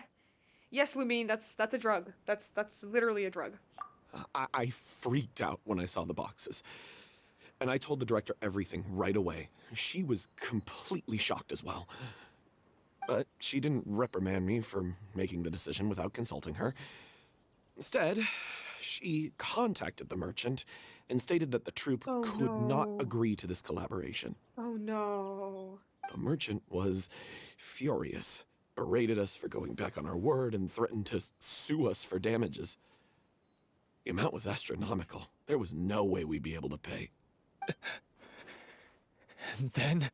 I was going to sort it on my own, but the director stopped me. She said that this was an issue for the whole troupe and it wasn't my fault. But things only got worse from there. The synth merchant just wouldn't let up, and then suddenly the director told us all to leave the city one day. I knew then that things must have reached a boiling point. Damn. I admit this whole thing was my mistake. I didn't dare to tell any of you the truth back then, and after the director disappeared, I was even more afraid to say anything. Also, props to whoever is acting this guy. I don't know who's the actor here, but you're doing a great job. You brought the director to the attention of the synth dealers. Your mistake gave them a motive to kidnap and murder her.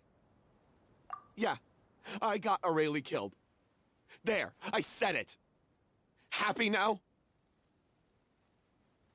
Ouch. Hey, don't say that. You traitor!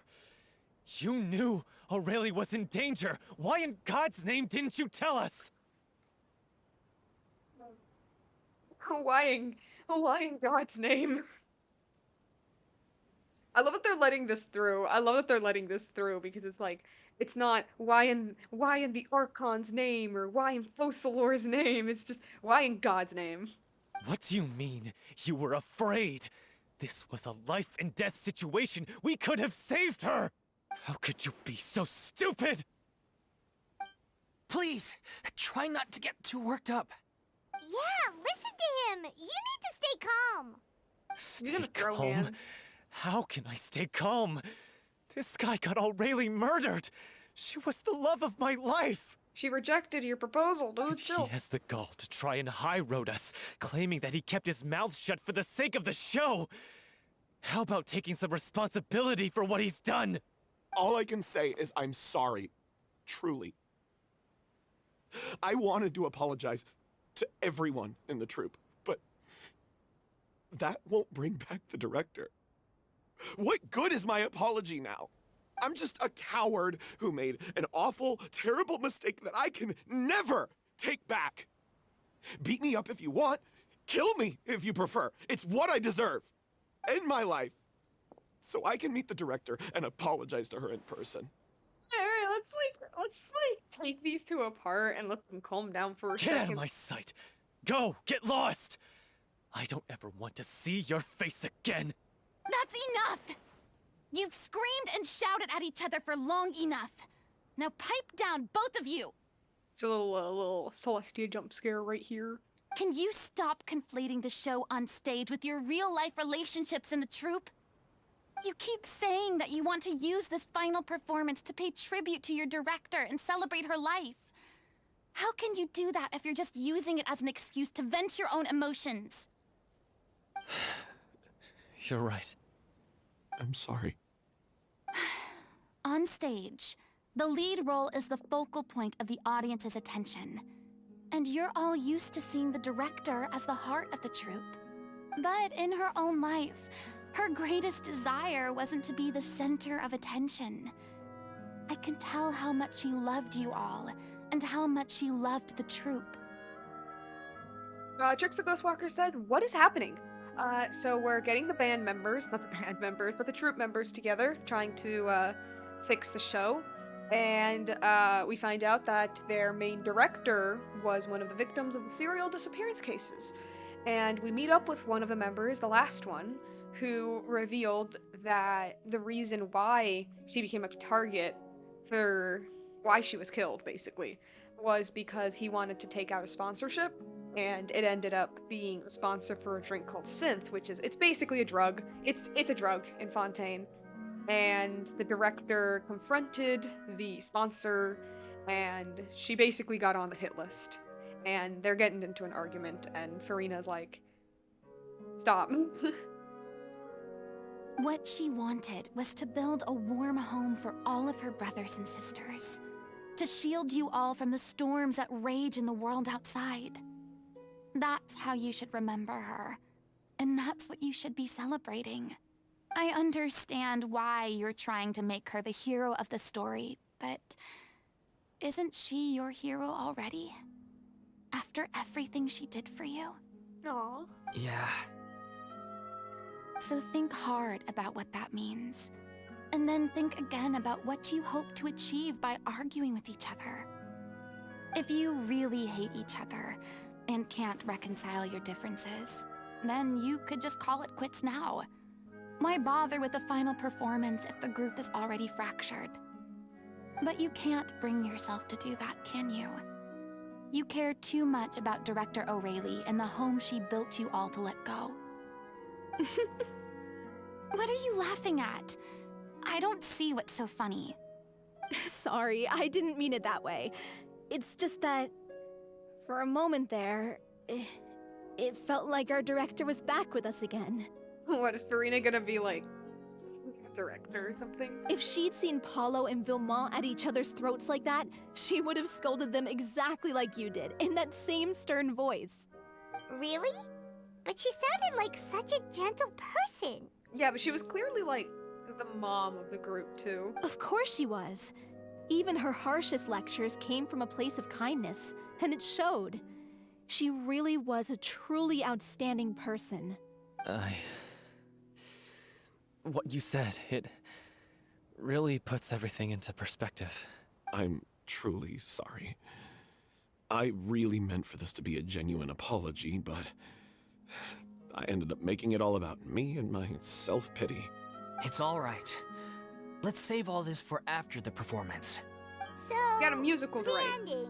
What are we gonna do about it? Clearly, everyone needs to take a step back for now and reflect on what really matters. When emotions are running high, things get lost in the fray. The end of the story needs to focus back on Aurelie herself. She's the true star of the show. It might actually be possible to find out more about her fate. What do you mean?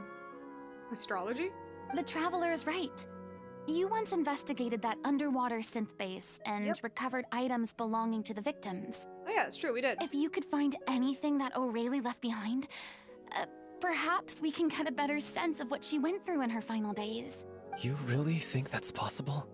I Good. trust that nobody would object to the ending of the story being based on Aurelie's true feelings. No.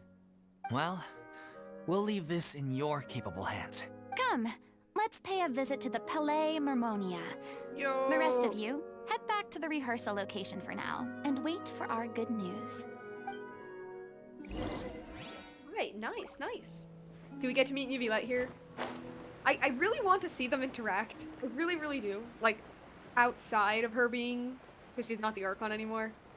I kind of want to see that. Please, I just love them both. I love them both. I love them when they interact. Come on.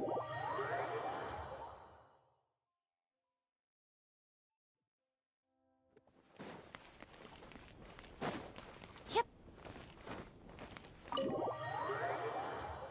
Alright, time to listen to the loud harpsichord again.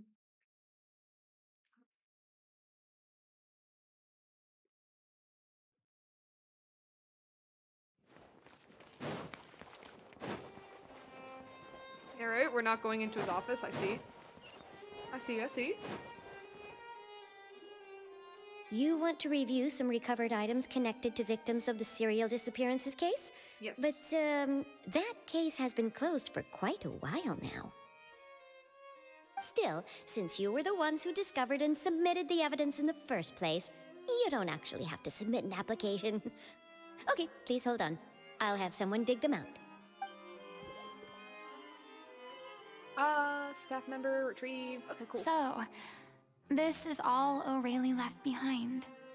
Just whatever she was carrying on her person and this tattered old notebook. Hey! It's full of script lines! And sketches too! Looks like they show where the different props should be placed on stage. Let me take a look. Maybe there's something in here from after she was kidnapped. Aha! I found something. To whoever discovers this diary. Let's see. Alright, how soul crushing is this gonna be? Looks like she kept a detailed record of her captor's actions. She even mentions the truth behind the experiments on dissolving young women. If we'd had the chance to examine this notebook carefully back then, it would have been a conclusive piece of evidence proving Vacher's guilt. Vacher took so many lives. It's still so unthinkable how many victims he had. I guess Aurelie must have written all of this down in the hope that her records would one day be of use to investigators. Wait, it cuts off. Something wrong?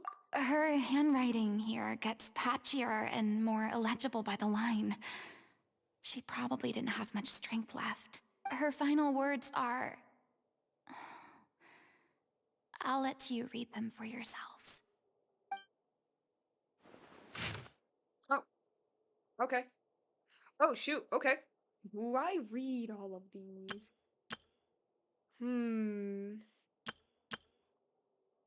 Let's see. Actually, yeah, why not? Let's do this. Someone else was taken. That makes 6. Or perhaps the 7th? Someone tried to escape yesterday but was caught. She hasn't been seen since. Was that yesterday? Maybe not. I've long since lost track of time. Sorry, I don't know if writing this is of any sense, or how much longer I can do it for. I can already see my fate approaching, but what terrifies me even more is the thought of seeing others from the troop here. Have I truly protected them? Sorry, I'm so sorry. I can write no more. I think I have a fever. I think I have a fever and my old stomach troubles have returned, but nobody has given me any medicine. I suppose I'm more fortunate than Ceressi? The pain keeps her awake all night. I suppose they think that anything goes for I suppose they think that anything goes for so long as the experiment subjects can be used up before they die.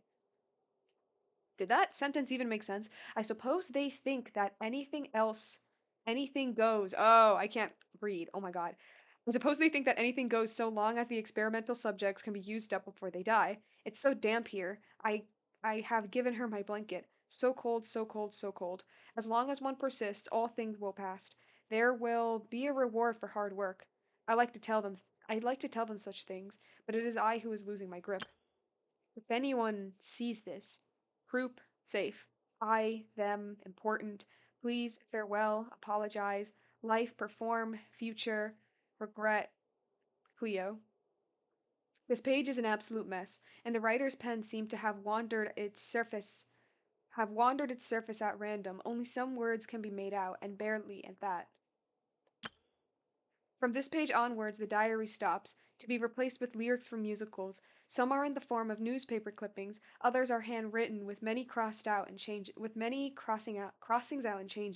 It is apparent that the pages have been referenced often, and that this was the personal notebook of the artistic director, Arelli. She was so terrified. She watched a girl get dissolved right in front of her, and she had to wait for her own death in silence. She may have been a mighty hero in the eyes of her troop, but at the end of the day, she was only human. I can't bear to think how painful and lonely her final days must have been. Wait. This part on the last page sounds strangely familiar. Oh, flipping through the notebook, the lyrics continue. However, one page has been torn out, folded up, and placed next to the last blank page. At the bottom of the folded note there are two lines Aurelie has written, in handwriting more legible than before, but it seems that they took her both great effort and a great deal of time to write. If you become human, you can reveal your secret to no one.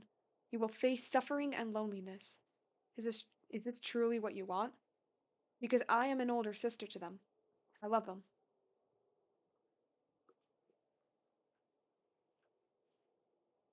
If you become human, you can reveal your secret to no one. You will face suffering and loneliness. Is this still what you want? That's the same line, I'll just call him King Triton. It's the same line that he says. Isn't that the most important line in the Little Oceanid? Because I am an older sister to them. Oh. So she didn't regret her decision. Even as she sat in silence, waiting for death to come. I'm sure this is what the troupe would have hoped to hear as well. She had their utmost trust, admiration, and love, and she truly deserved it. Let's go. It's time for them to learn Director O'Reilly's final thoughts. Wow, that's not depressing at all. Oh, no, not in the slightest. No, not at all. They're out here. I'll go here, I guess.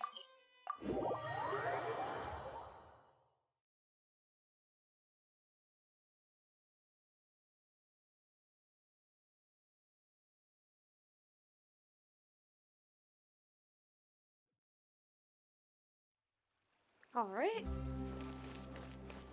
There it is. I love that we're like, oh, some pretty music. Look how bright and beautiful Fontaine is. Haha, we read some really depressing records about a person slowly dying. Anyway, pretty music. Woo! Very nice. But yeah, honestly, I really love this, like, dark turn. This, like, I don't know, juxtaposition. This, like, look how bright and cute everything is, but, like, pretty much every person in this country is, like, suffering. No, I love it. I love this, like, shift in tone that Genshin is having. It's this, like, great theme. Especially in Fontaine, actually. It fits Fontaine itself extremely well. This theme of, like, nothing is as it seems. Look how beautiful this nation is. But in actuality, like, it's kind of hell. Which actually fits in with the Victorian age. Wait. I love that part. I love that part in the music. it actually fits in with the Victorian age because, I mean, Fontaine is obviously inspired by the Industrial Revolution of like England and France, and at least in America, the Industrial Revolution was called the Gilded Age, and gilded means that like on the surface everything is like cool and prosperous and amazing, but in actuality it sucks because that was the reality of the Industrial Revolution. Like just seeing it on the outside, for instance, like New York and London looked like these like great, amazing, prosperous cities, but actually living in those cities was like honestly something I would not wish on my worst enemy. It was terrible. So that actually fits very well with Fontaine's whole thing. Anyway.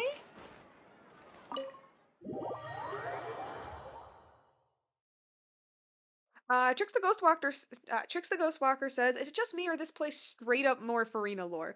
Oh, 100%. It is 1000% Furina lore. After reading through the notebook, some are lost for words, some weep bitterly, and some grind their teeth and howl with rage. We read with this like happy music in the background. A long time passes before the group is able to calmly come together and make. My goodness. A long time passes before the group is able to calmly come together and finally make a decision. She deserves a hero's farewell. If that's the only way to convey to the audience the courage and selflessness that she showed in the face of death, then it's a meaningful way to end the story. Even in the last moments of her life, she was still leaving a trail for others to follow. She did her best to protect as many people as possible, even if it meant sacrificing herself. We know what choice our little Oceanid would have made now. I don't think any more discussion is necessary. Well, Vilmont, if we put the past aside for now, do you think you can bring yourself to go ahead with the show? I will channel all my regret and put it into my performance, to make this a show worthy of our director. I won't ask for your forgiveness, and you don't need to worry about my feelings. This final farewell show should be about Director Aurelie and her alone. Then it seems like we've reached a consensus. I have a feeling that this will turn out to be the most mesmerizing performance of your lives. Really? How can you be so sure when you've never even seen them perform before? It's a little actor's intuition. Don't underestimate my experience. After watching a countless number of musicals, I've learned one important thing. If you want to move the audience with your music, you must fully commit and immerse yourself in your role, pouring all your emotion into your performance.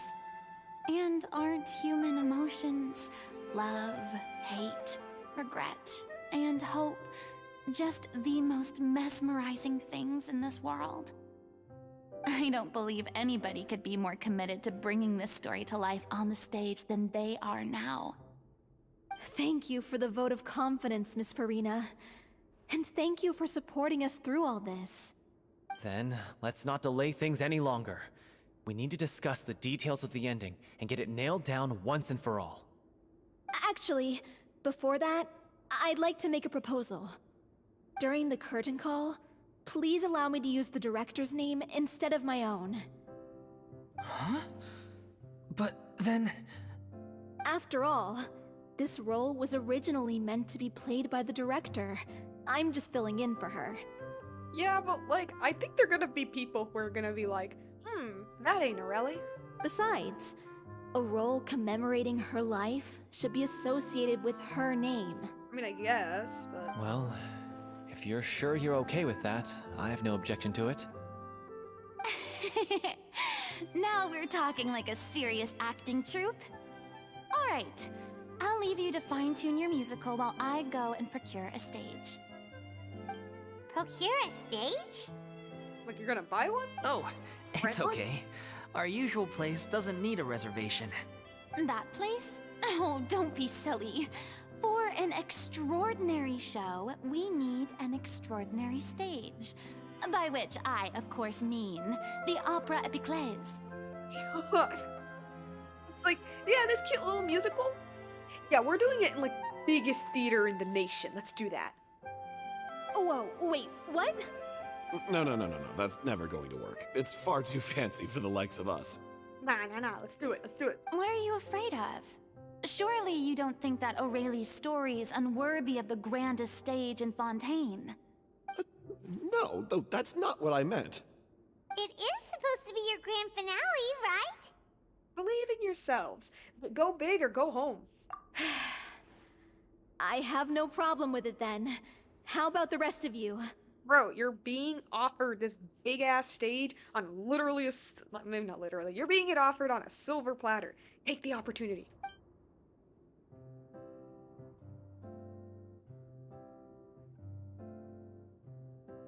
I'll take your silence as a yes. Thank you for giving us this opportunity. It really is a dream come true. Well, then don't disappoint me. If you mess this up, it'll reflect poorly on me too.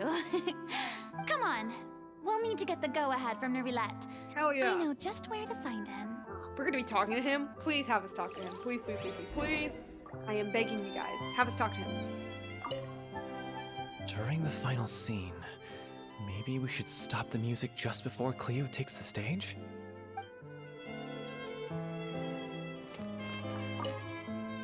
First Miss Furina, now the Opera Epiclese? If only the director was still with us. Hey, come on. There's no point in dwelling on that now. We have a lot of work to do. Yeah, you're right. Now's not the time to get all melancholy.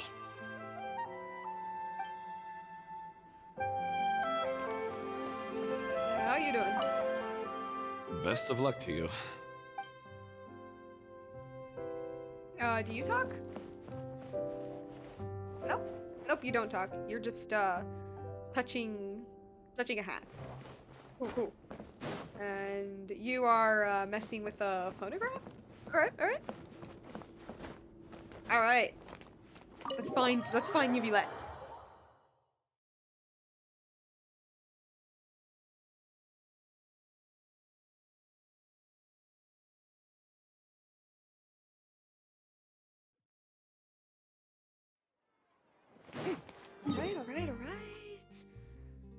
Alright. Yeah, we'll find a way to get there. Somehow.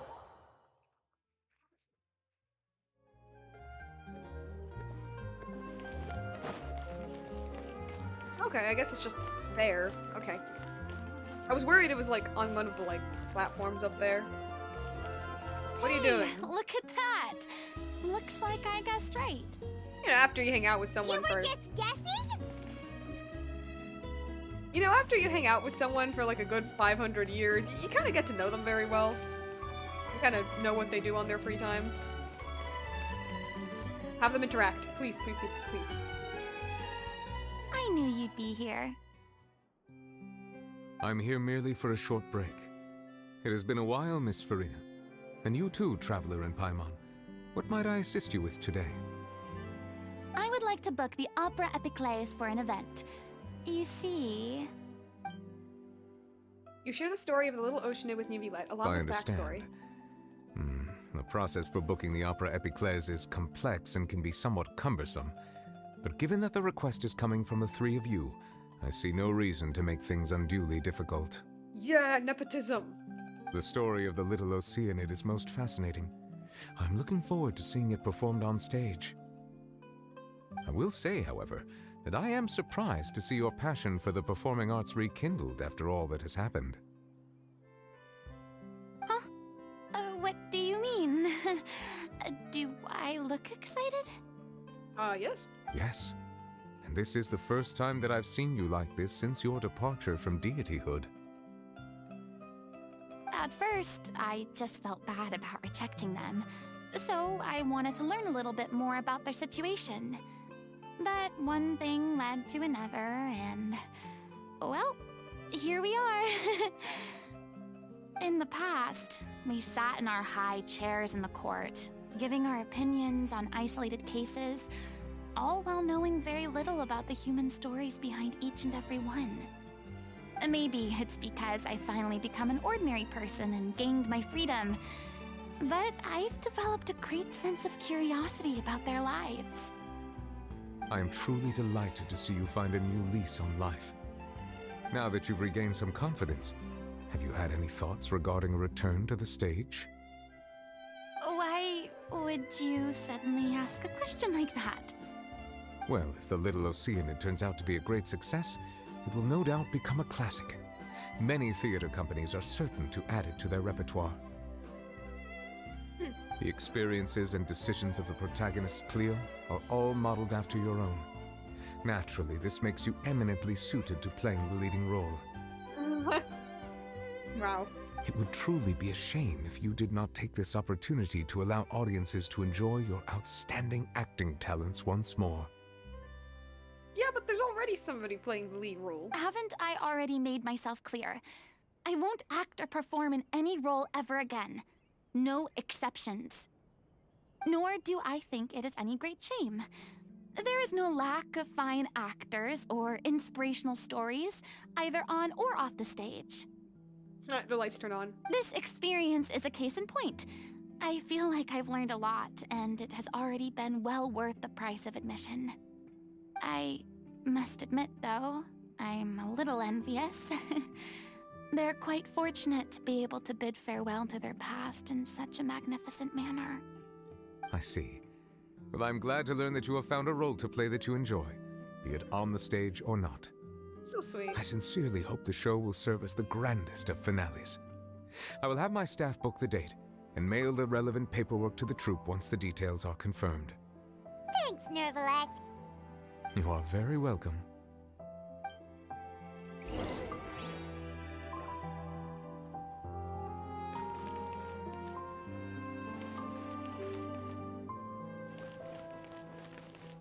Anything else? Many people were once enthralled by Lady Furina's performances, myself included. I hope that one day she'll be able to understand that our appreciation was always sincere. Man, that's so sweet. That's so sweet. He's just like, hey girl, you're doing fine. And she's like, yeah, I'm okay. And he's like, want to go back on stage? She's like, no. And he's like, that's fine. As long as you're doing what makes you happy. He's nice. That's very nice. I still wish we had more interaction with them, though. I just love these two. I love these two interact. We don't get enough interaction with them, honestly. Because, like, I don't know, they feel kind of like a match set, if that makes any sense. They kind of feel like one can't not exactly one can't exist without the other, but, like, they kind of... I don't know. They're a match set. Like, you can't really think about one without the other, I guess is what I'm going at. And I'm like, you know, these characters are like very clearly connected in a they're deeply connected in some way, shape, or form. He's very nice. And maybe that's like her dad, and that's adorable.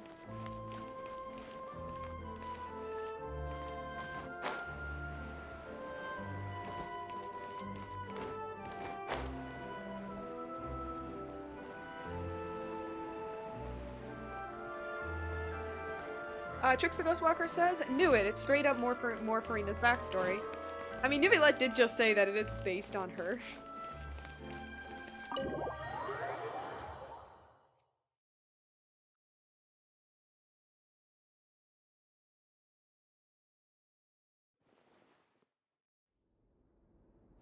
Good news, everyone. It's done. The Opera Epiclese is booked. Thanks to my eloquent and impassioned speech, Monsieur Neuvillette was moved to provide us with a fitting stage for this special performance. We've had to fight every step of the way for this opportunity, but we now have all of the ingredients necessary to stage a truly spectacular performance. A touching story, a magnificent venue, and last but not least, a passionate and dedicated cast. Now, Let's work together and make this show the best it can be. This is truly wonderful. The sooner we can finalize the ending, the more time we'll have to rehearse. Fiamma and I just went over some parts of the script and tweaked a few things. I think it's really going to resonate with the audience now. Wow, you two had a constructive conversation? That's great! Yo, character development. Communication is vital to any good performance. Look at us. We've come so far. I never could have pictured this scene a few days ago. It's amazing! Even though Furina's still being a bit of a drama queen about it all, she's really fired everyone up! I'm really looking forward to the final production. Please feel free to give us any comments or suggestions you have. We really value your input. Hey, Loic, get over here. Time to practice the opening number. Aw, I love these renders. Oh, they're loading screens? Please don't crash. Loading screens give me anxiety.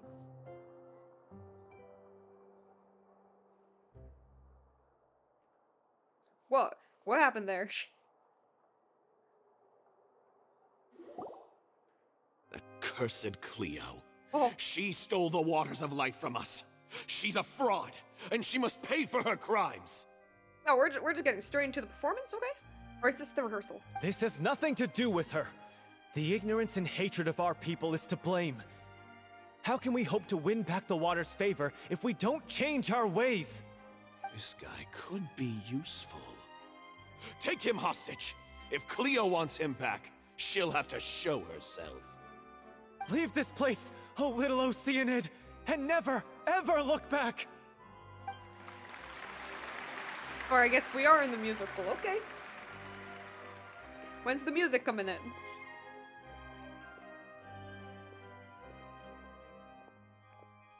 Everyone's really throwing themselves into their roles. I haven't seen such a fine performance in a long time.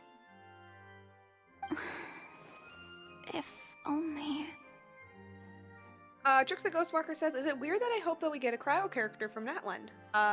No. It's not. Just because it's the nation of Pyro doesn't mean everybody is Pyro. What should we do? It's almost time for her to take the stage! Why? Why does it have to be now? Hey, what's going on? You're due on stage any second now. I called it. It's like last minute she can't do it and Furina has to take the stage. Oh no, not again. But why? What about your new meds? Did they stop working? They've been getting less and less effective over time. I've had to keep increasing my dose. What? I thought they cure it. So they were only managing your symptoms? I figured whatever it took to get me through this final performance. How could you do this to yourself? And after that lecture you gave me about not looking after my health. I'm sorry. I've let everyone down. You... This is a conversation for another time. How can the show go on without its star performer?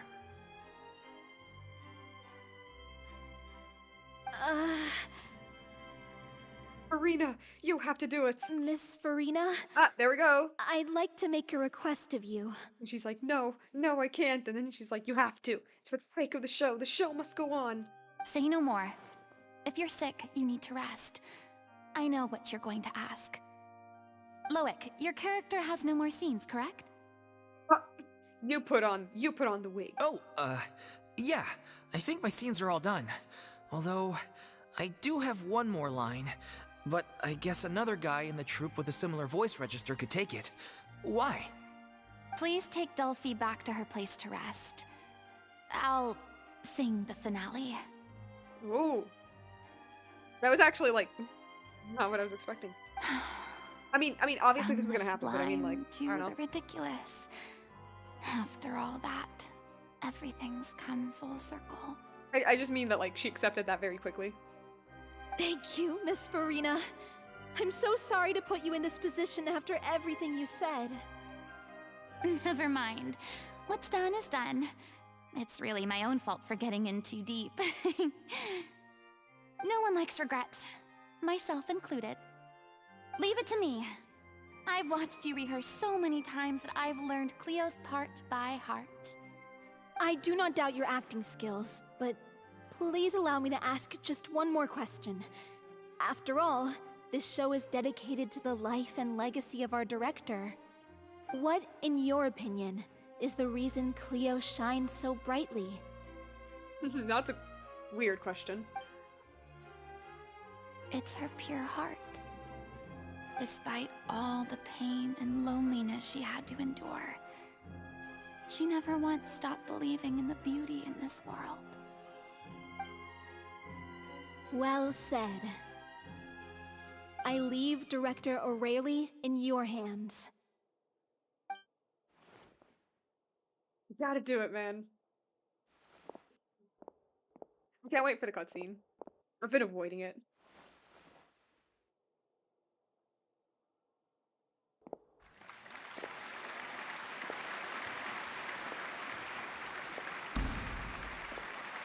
That's not the little Oceanid.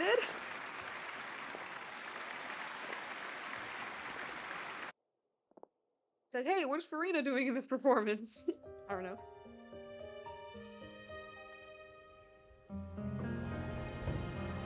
Is she here yet? Let's get here. She's not coming. Oh my god, the music is it's already super musical. She's I love here. this. Yo. The animation. Si je pouvais vivre dans l'eau, le monde serait-il It's in French. pardonneras-tu aux chères mères? Okay. L'eau dans son courant fait danser nos vies et la cité elle nourrit ainsi que toi mon doux amour. I was not expecting French. But what about your wish? My wish.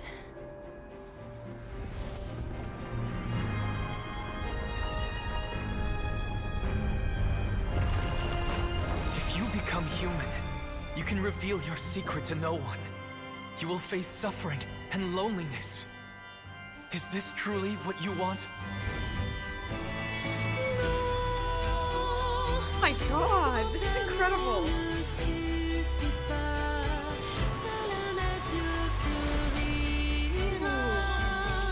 C'est notre histoire de vie, douce et amère. Moi, je suis, serai toujours là, à voir le monde et sa beauté. Et ça ne Amazing. Oh my goodness.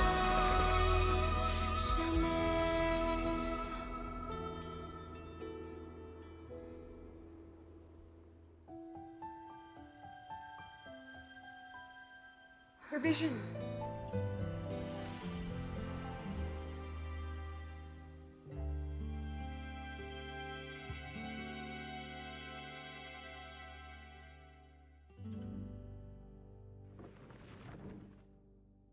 That was incredible. That was actually incredible. I was kind of speechless for, oh my goodness. Wow. These cutscenes just get better and better every time.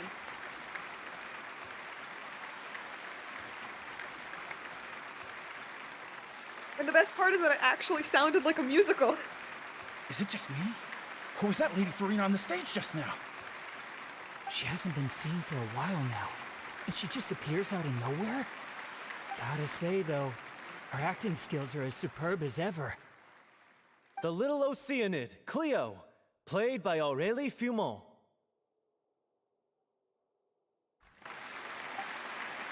Wait, that's not her name. What's going on? I don't know. Maybe it's just a doppelganger. I've spent a lot of time out of the spotlight, and they didn't use my name during the curtain call either. Hopefully, not too many people recognized me. It's too bad that I had to break the one clear rule I'd managed to make for myself, even if I had no choice. It's okay, girl. You popped off. Still, I have to admit that, despite everything, it felt good to be back on the stage again. Finally, we would like to give a special thanks to our artistic consultant and event coordinator, wow, Miss okay. Furina. Okay. You had to ruin it like that. Hey, that's not what we agreed on. Oh, so it was Furina after all. She's back. Honestly, what is he doing? He should have run that by me first. All right, calm down. Don't be mad. This was a group decision. We just didn't want your contributions to go unacknowledged. After all, it's been the rule in Fontaine since ancient times that everyone's work, visible or invisible, is equally deserving of recognition. Man, why can't we have that rule? We need to have that rule. Yes, I know the rule, but it should still be applied on a case-by-case basis. I wasn't ready for this yet. It's no big deal. What's the worst that could happen? At most, you might be asked to sign. At most, you might be asked to sign a few autographs later. Oh, yeah? Well, since you think it's She has her vision. so easy, you can sign them for me. She has her vision on her. This is a great chat and all, but can we talk about that crazy thing that happened during the show? It nearly gave Paimon a heart attack. Paimon flew over to where she was supposed to be and was about to drop the prop vision, and then suddenly, a real one popped out of thin air! Whoa, okay, so the vision was part of the script? Oh, that. I've got no idea what happened there either. But hey, it worked pretty well, didn't it? I'll bet the audience has never seen such a realistic prop. Wait, what about Dolphy? I wonder how she's doing. Oh, let's go check on her as soon as we finish clearing the stage. Yes. Plus, she'll definitely want to hear how the end of the show went. I just realized that they're wearing different outfits. If nothing else, we can safely say that we accomplished what we set out to do.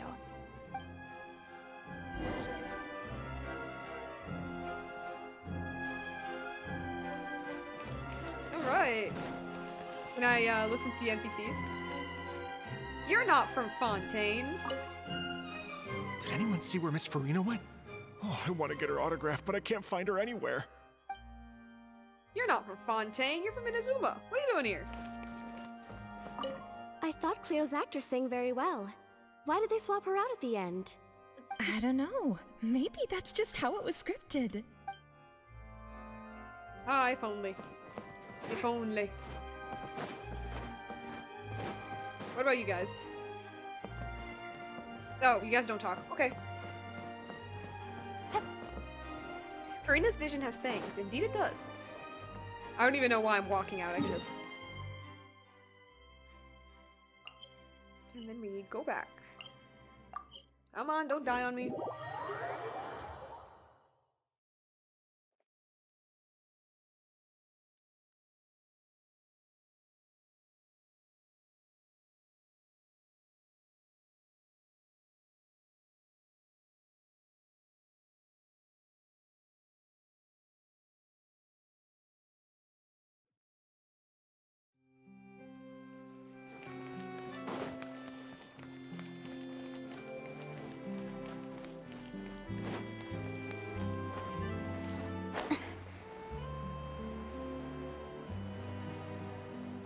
What if we're just going back to the little troop, little building?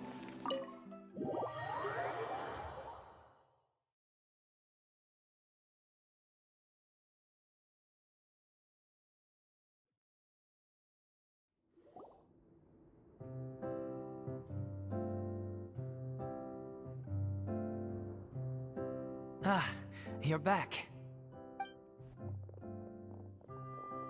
She's doing okay. Her condition stabilized after taking some of her original medication. From experience, though, I'd say she still needs a few more days of rest. How did the performance go? Was it a success? Did the audience like it? You'll be glad to know it was fantastic! Also, you're not gonna believe what happened while Furina was on the stage! You'll probably be able to read all about it in the Steambird first thing tomorrow morning! That's wonderful. I'm so sorry I failed to see it through to the end. I guess I was wrong to try and tough it out to begin with. No, don't worry about it. Like they told me after announcing my name during the curtain call, everyone's work deserves recognition. Even though you couldn't see it through to the final scene, the audience was very impressed by your performance. It's safe to say that you made your mark on this memorial show. Well, one way or another, we did it. I've had bad luck ever since I was born, so I never expect things to go smoothly in life. I'm just happy to know that we went out on a high note. That's all that matters. Trix the Ghostwalker says, some people theorize that it has fangs because Neuvillette is now the one who gives hydrovisions. You know what? That's a pretty sound theory. If it is the Seven who give out visions, which it's very unclear now. Blaming your bad luck again, are we? Maybe if you didn't push yourself past your limits so much, your illness wouldn't be flaring up all the time. Maybe. Oh, don't you start. I don't have the energy to argue with you right now. Aw, you two clearly care a lot about each other. I don't know what you're talking about. You mean we never stop arguing with each other? Yeah, exactly. So, any plans for the next step? After the brilliant performance you put on, the reputation of your troupe is sure to spread through Fontaine like wildfire. You won't have to disband if you don't want to. You could capitalize on the rave reviews and license out the Little Oceanid to the bigger theater troupes out there. That would do wonders for your financial situation. That would. Or license out other acts that you have done. Other musicals that you guys have done if you don't want to do that one. Yeah, a few others, people might be interested. No, we should still disband. Oh. Yeah, it's what we all agreed to. After all that's happened, I should give you guys some space. But maybe our paths will cross again one day. Hey, don't just walk off! I still want to keep performing, so I might join another troupe. After watching Miss Furina's performance, I think I'm starting to understand our director's infatuation with musicals. What, you never understood why she liked them? Bro, you act in them. You should do it. It suits you. I'd originally hoped to keep performing too, but I don't know if my health will allow me to. Oh, so now you finally got your priorities in order. I guess I'll hold off until you've properly recovered as well. What about you, Miss Furina? Any future plans? Well, frankly, I think a return to obscurity is no longer an option for me. I'm sure a slew of consultancy requests will hound me wherever I go, until I finally acquiesce. It's like she knows how this thing works. She knows that it's like, yeah, these people are gonna keep asking me until I eventually say yes. You rather sealed my fate there with your special thanks at the end of the show. Damn, I can't be a hermit eating mac and cheese anymore. Sorry. It's quite all right. No need to apologize. What I meant to say is that this whole experience has shown me that perhaps I'm not as averse to a return to the stage as I previously imagined. It's like, hey, for what it's worth, I can still be involved in somehow, in some way. I can still be involved. And that's pretty sweet. That's pretty sweet. Maybe Neuvillette was right. Maybe Cleo is the right role for me. I still don't wish to pretend to be someone else, but I do have a desire to express myself. So, maybe the show will go on for me after all. There's no need to draw lines in the sand. Just do whatever feels right to you. It's like, it's exactly what Neuvillette says. It's like, it's like, you can still be part of the stage. That doesn't mean that you have to necessarily be on it, but you can still be part of it. Yeah. There was once a time when I was an actress in a masquerade, seeking only to hide the truth. But from now on, I want to spend my time learning real stories about real people and how they touch the lives of others around them.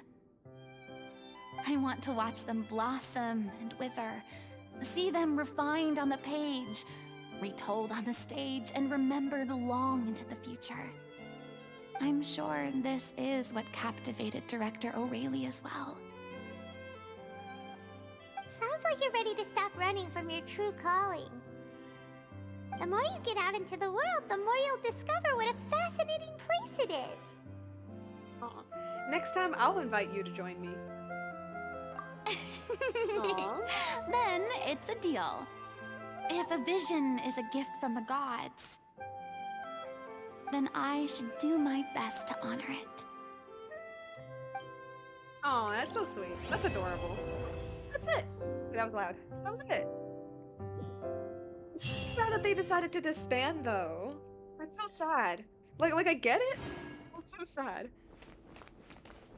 But I get, like, you know, go out with a bang.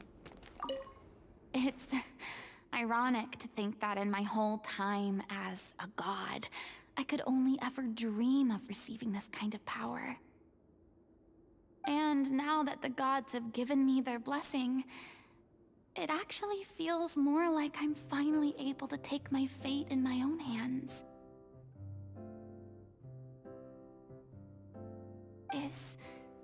Is that how humans feel about it as well?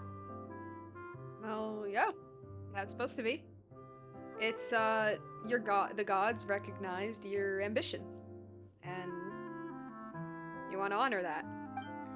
So you seek it. I wonder if we'll ever go back in here, like inside this place. It sucks. You know, it really, really sucks when Genshin does these, like, really beautiful interiors for a quest, and then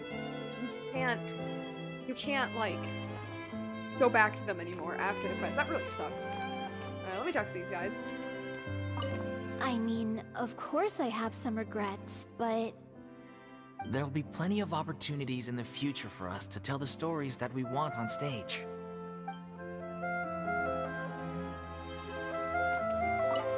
I'm just finishing packing up. As soon as I'm done, I've got an interview with the Steambird to get to. Thanks to all your help, this show was more perfect than we ever could have hoped for. But most of all, I want to thank you for giving me the chance to finally say farewell to O'Reilly.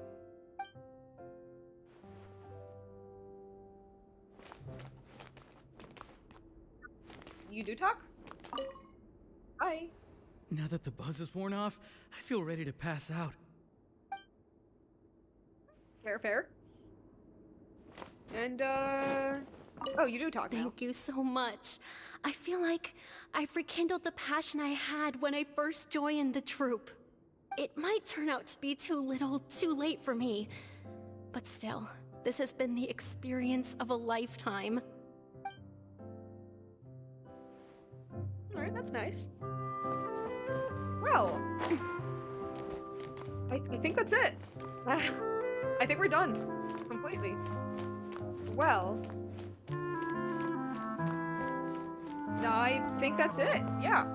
Either I'm gonna walk around and talk about it, or just talk about it with my little tuber. I do like the music here, so I actually might do that.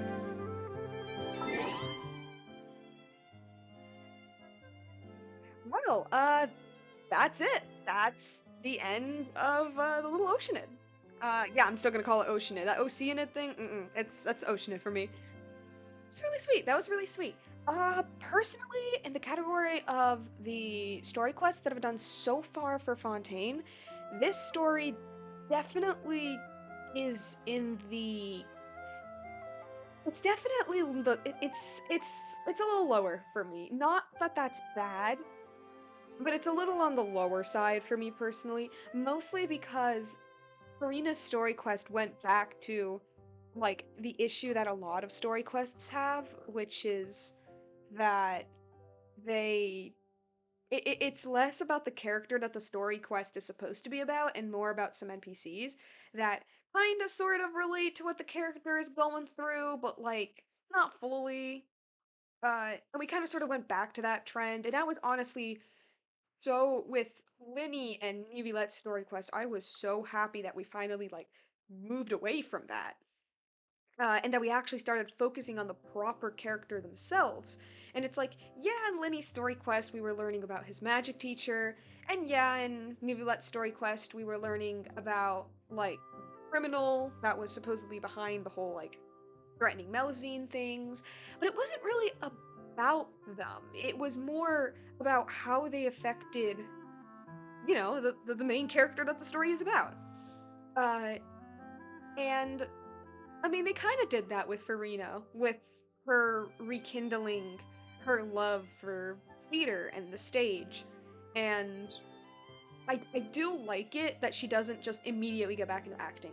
I was really afraid that they were going to do that. And I think it would have been, like, bad per se. I think it would have been okay if, like, she went back into acting.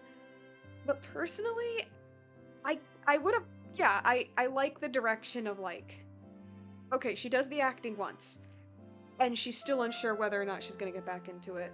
Uh, and she might never get back into it. And that's completely okay. I mean, with all the shit she went through, how could you not be, really? Uh, so that I really liked. Her getting a vision was really sweet. Uh, it did make me a little sad that the theater group was going to disband. Because, you know, you like the theater group at the end of the day. They're still pretty fun and cute characters. I really liked them. They were fun. And it kind of sucks, but like, you know, there's clearly like a theme of like, you know, nothing lasts forever, and if it's going to end, might as well end it with a bang, you know, end it on your own terms, kind of thing. And I thought that was really nice. Uh, yeah, no, that was neat. Yeah, I think my only real gripe is that it just returned back to the like following around an NPC and Farina's just kind of there. Although, granted, it is better than other story quests. Like we do have a moment with Farina in Poisson where you know we're just like sitting and we're like chatting about like all of the stuff that she went through. We see that at least the people of Poisson don't really like her very much. And again, it's one of those things that's like, you understand why. You can understand why they don't like her, especially since they probably don't have the full story. They probably don't. Like, I think all they know is that Farina's divine self is, or maybe not divine self, but like, Focalor is gone. Like, they know that. They know Farina has been acting as a god, and that Focalor is gone.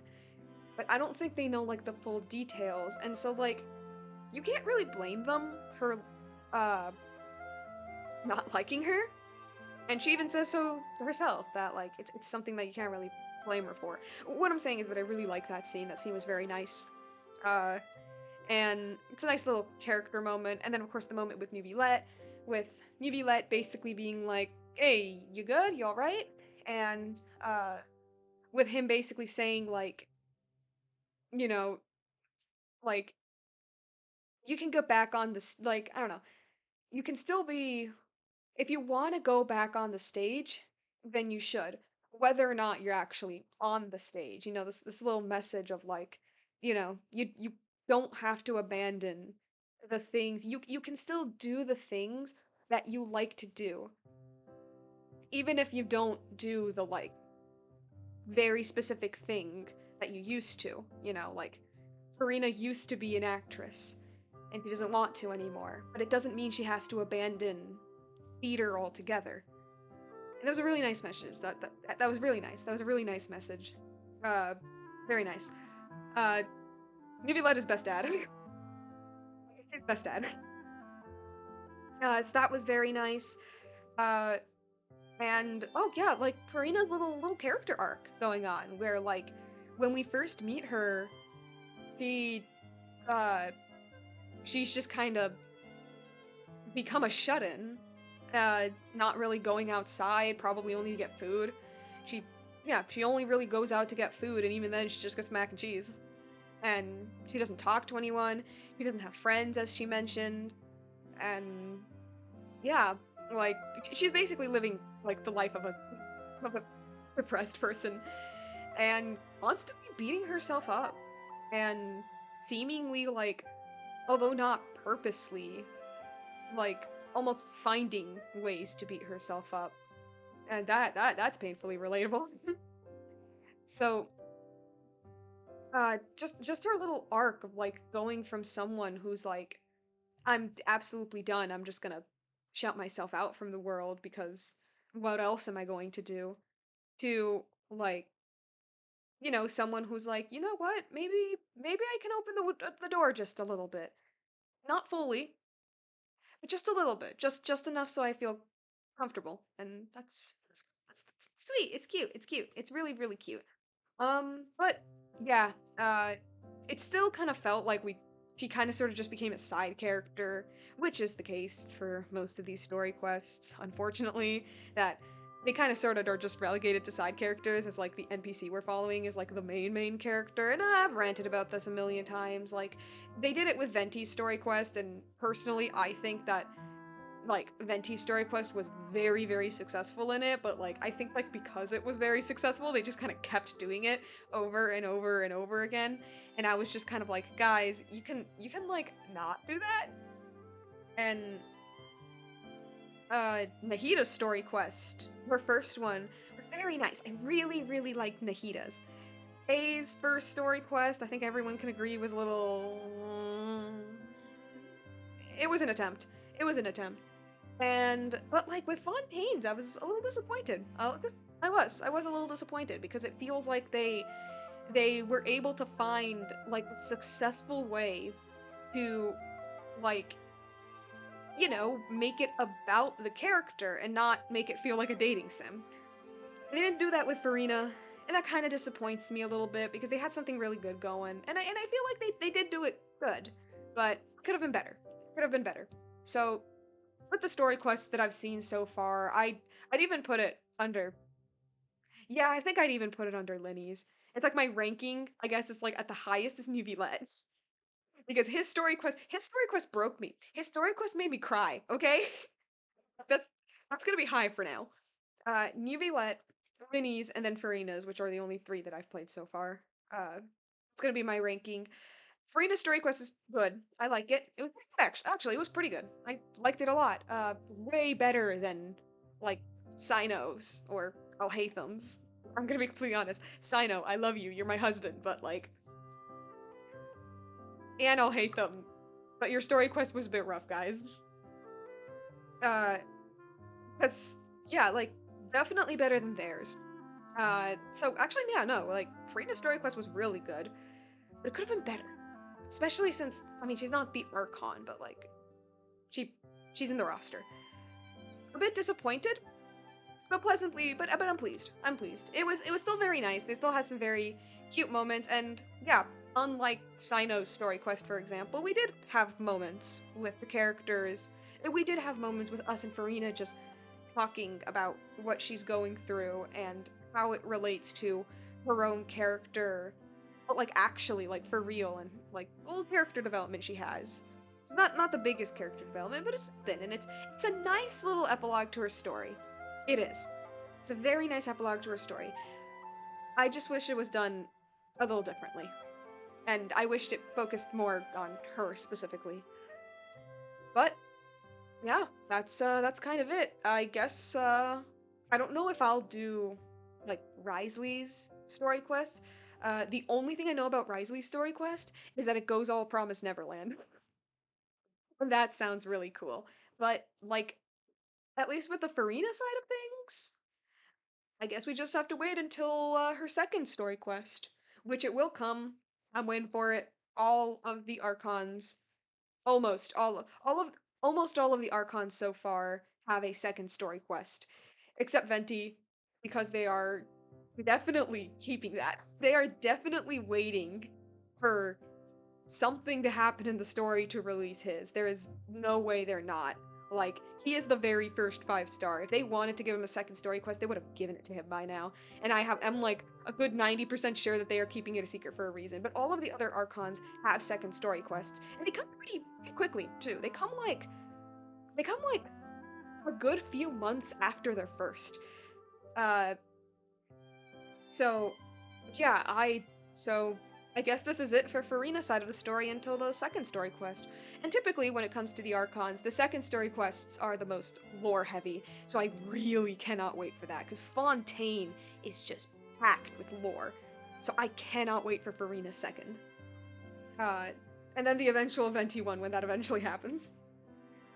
Trix the Ghostwalker says, out of the Fatui Harbingers, the ones whose story quests I'd like to see are Arlecchinos, Columbinas, and I'm assuming you mean Capitanos, because all three are interesting.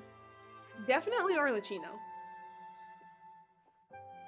I definitely like a story quest on Arlecchino. Bina, I know basically nothing about her, aside from in the Commedia dell'arte, Columbina is like the girl the Harlequin is trying to get with. And Capitano, from the little I know about him, he seems pretty interesting. So I'd like to learn more about him too. Well, if you're talking about Capitano. Or Piero. He's pretty neat. Or Dottore. But probably not. They're probably not going to do one with like a full-on villain. Dottore is literally just like scum of the earth evil. And I love that. I love that for him. But yeah, no, that's pretty much it. I'm clocking in at nearly 3 hours now. Yeah, no, that's it. For you guys who stuck by, I hope you guys liked the stream. I'm sorry if it wasn't the most like reactionary or the most like entertaining stream out there.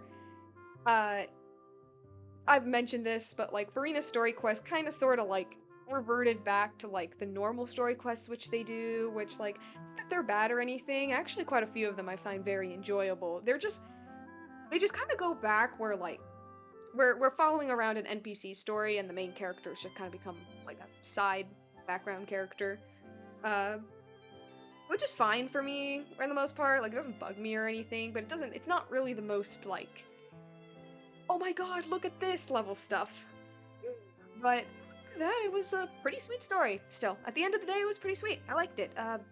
As I mentioned, currently it's probably my lowest ranked for the Fontaine character, but for general story quests, like, I'd say it's definitely one of the better ones. When it comes to, like, the follow-around NPCs, it's definitely one of the better ones, and I liked it. I liked it a lot.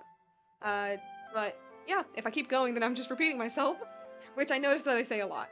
But that's the end, and I hope you guys had a great time, and yeah, till next time. See ya!